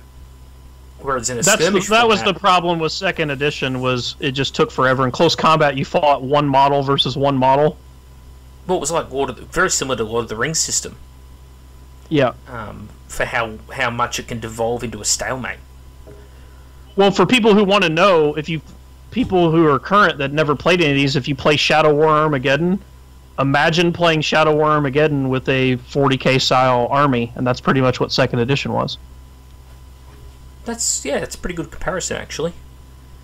Because the way everything works in that, and it doesn't have all the weird loopy rules from 8th Ed. Yep. Like command points and other ass piss. Yeah. But yeah, no. So yeah, 3rd Ed for me, man. 3rd Ed for me. But yeah, the tactical depth game, I would play Mordheim, and I didn't mind Necromunda, but I liked Mordheim more. I think most people would prefer Necromunda over Mordheim. See, I'm a Gorka Morka guy over all three. Of the three, that's my favorite. I was there for Gorka Morka, didn't play it. Had plenty of models from it though, because they had their own blister pack that was labelled Gorka Morka, and a lot of the models just transferred over to Orcs in 40k, and they just didn't even like change the blister packs. They just kept the same blister packs for a lot of them. I think Gorka Morka is the best Games Workshop game in terms of the way the rules are designed. It makes you play exactly to the fluff, whether you realize you're doing it or not. You play more like an orc in that game than in any other Games Workshop game, just the way the rules are designed. Because you're playing on an open battlefield, there's not a lot of cover, because you're just supposed to be like zipping around the desert, like on bikes or in trucks or whatever, and then getting out and grabbing scrap and then jumping back in your truck, and it's just like... So you got all these bullets and shit whizzing by with no cover to hide behind, but the thing is, orcs are such piss-poor shots, and the guns are so shitty that it's... And close combat's so much more reliable, and orcs are so tough that it's not a big deal to, like, do orky shit, like run at a gun line of orcs firing at you, or jump from one truck to another with a high probability of falling and hitting the ground. Because it's... You're basically taking strength 3 hits on a tough 4 model that then gets, saves and shit most of the time. And I remember in Mordheim, like when you got hit, sometimes even though it didn't hurt you, you would be knocked down still, and you would lose actions. So orcs are immune to that, and they were immune to that in Gorka Morka. So it made you play very orky. You'd be like, I only have like a 1 in 6 chance of, jumping from this truck to this and then landing on this guy and getting in which would be totally fucking awesome. It's like if I fail, I only take a strength 3 hit, so let's fucking try it. Like that kind of thing. And it's just super fun. I used to love when I played Mordheim. I just remembered like one of the funny things I did. I had a dwarf warband. They released it in Town Crier. I've still got the actual edition of Town Crier on the bookshelf next to me, believe it or not. But they released the dwarf warband, and I was like, oh yeah, I'll give this a crack. And I was playing a campaign, long-term campaign at Games Workshop, and staff member would watch your games and record all your results and everything, and it was really, really well managed, because that was back when there was like 3 staff members on every Thursday night at the store. Now it's just one guy all the time. So good luck, Games Workshop, growing your business when you've only got one guy to teach paint, talk to customers, and all that at once. But anyway, do your store, real quick, not to we'll remember where you're at, do your stores over there have like actual, like, do they host event, like Games Workshop stores have room where you can actually go in and play games, or they can host an event? Because the ones here, about 3 or 4 4x4 tables, and that's it. Yeah, that's how they are in the US too. So it's kind of pathetic, really, because they're, in my mind, the number one place to grow the hobby. But what would I know? Yeah, so I had this dwarf warband. It was like in like the 2nd or 3rd game out, I played a Skaven warband and captured like fucking 2 of their heroes after winning the battle. They had warplock pistols, so I got to keep the warplock pistols I took off the Skaven, which were an item of war gear I could never get. So I put them on my dwarf lord, or the Thane that led the warband, and on the master engineer. Now, the thing was with warplocks is they had like pathetic range. It was 6 inches, but they were really fucking strong weapons. Well, the Master Engineer and the Warband gave them plus 6 inches range. So now they were out shooting most other people's pistols, and this is before like any skills. Well, then I started getting skills, and one of the first skills I would pick was Eagle Eye. So I put Eagle Eye on my dudes, so now I had 18-inch range pistols. Most human warbands are walking around with 24-inch handguns, and I'm running around with fucking twin pistols that are strength 5, neg 3 to armor saves on a fucking ballistic skill 6 dwarf. But then things got worse for people because like my dudes were all wearing Gromwell armor as well. So I was tanky as fuck. And dwarves, you know how you can hurt them but doesn't injure them, like the knockdown and stunned results? Dwarves are more immune to getting stunned. So like normally it was on a 1 or a 2 you get knocked down, 3 or 4 is stunned, 5 or 6 is taken out. Dwarves, a 3 is only knocked down. So they were hard to hurt, and they would just, you know, John Woo, fucking John Wick type thing, you know, walk up, just pistol him, and because you could shoot him in close combat as well. And you run into a dwarf, it's like, yeah, you've got the initiative on the dwarf, because it's only like initiative 2, but you better hope you kill me, because I'm going to put like 6 strength 5 neg 3 to armor shots into you. And it was just insane. And then I unlocked a Hockling long rifle for the Thane. So the Hockling long rifle was like 48 inches range normally. Then I had Eagle Eye, which added 6 inches. Then I had the Engineer, which added another 6 inches. So I had a 60-inch ranged fucking rifle in a 4x4 or usually a 4x2 tabletop. So the other warband would deploy. They'd be in half range, so I had no negative modifier. 30 inches was half range. So they'd just be walking along, and then it'd be like the fucking American Sniper. They'd just be walking down the street, and all of a sudden dudes would just start dropping in their warband because my dudes are sitting there 30 inches away just popping them with like fucking old black powder muskets. It was the funniest thing, man. Like, people got so jacked up my warband. It got to the point where I just like basically sold all the shooting weapons, and they let me reskill because otherwise I would have been stuck with all shooting skills. So I sold all the shooting weapons and reskilled as a close combat army, because it got to the stage like they had a pit fight game, and the pit fight is just an open table 4x4. Yep. And every warband just comes on a random board edge. So I just came on a random board edge, set up right in the middle, and then it was just fucking rifle line. Every time someone would walk their warband on, I'd just gun them all down that turn. It was like fucking machine guns. Because it's like 60 inches range. I had quick shots, so I got to fire twice as well with each model, and it was like, you know, 2s to hit, 2s to wound, -3 to your armor save, and you're dead. The worst warband to face was the spam Skaven Sling army that you could like build almost right out of the gate. Oh yeah, early on, that was just brutal. Never really affected dwarves though, because of the Gromwell armor. You got cheap Gromwell armor starting the warband. So like, even if they could hurt you with their slings, they needed like 4s or 5s to hit, and then like 6s to wound, and then you got a 4-up save against it at worst. And then they had to try and roll a 5 or a 6 after that. So it was like the one warband that could sort of tank it. So yeah, but people got real fucking jack of that warband, man. Just so I had to got like permission from the Games Workshop manager to completely like keep all my experience but reskill everything, because nobody could beat them. They're just unbeatable. It's pretty funny. Not for them. Yeah, but I mean the random confluence of events that have to go down for that to happen. Oh, it wasn't like you. Yeah, that's right. Same as like one of the guys I knew got a melter gun in like the first or second game of Inquisitor he was playing, and just every time he'd play someone, just one shot, just no more fucking model. It was just brutal. But you know, it's what some of those specialist games were. There was some real funny shit that could happen, and that's what made them fun. Sure. And now those specialist games are gone, and we're just replaced with like, I don't even know how you can look at the games they do now as specialist games. Blood Bowl is the only one that's sort of true to its origins.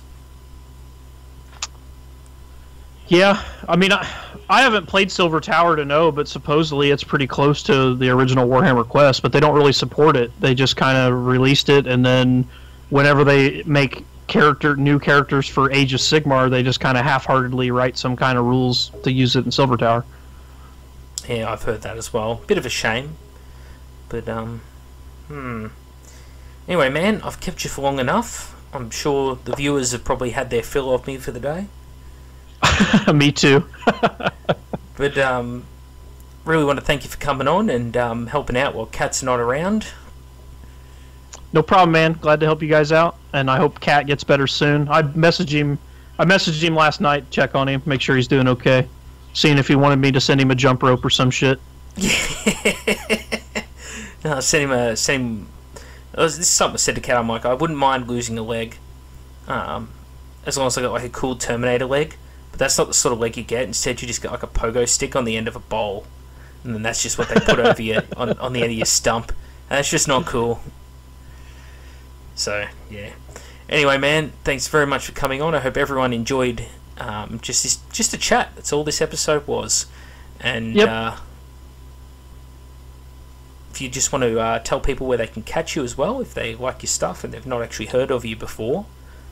Oh, okay, so we got my 30K podcast. It's me, Scott Schweitzer, Michael Montalongo, and Derek. I actually don't know Derek's last name.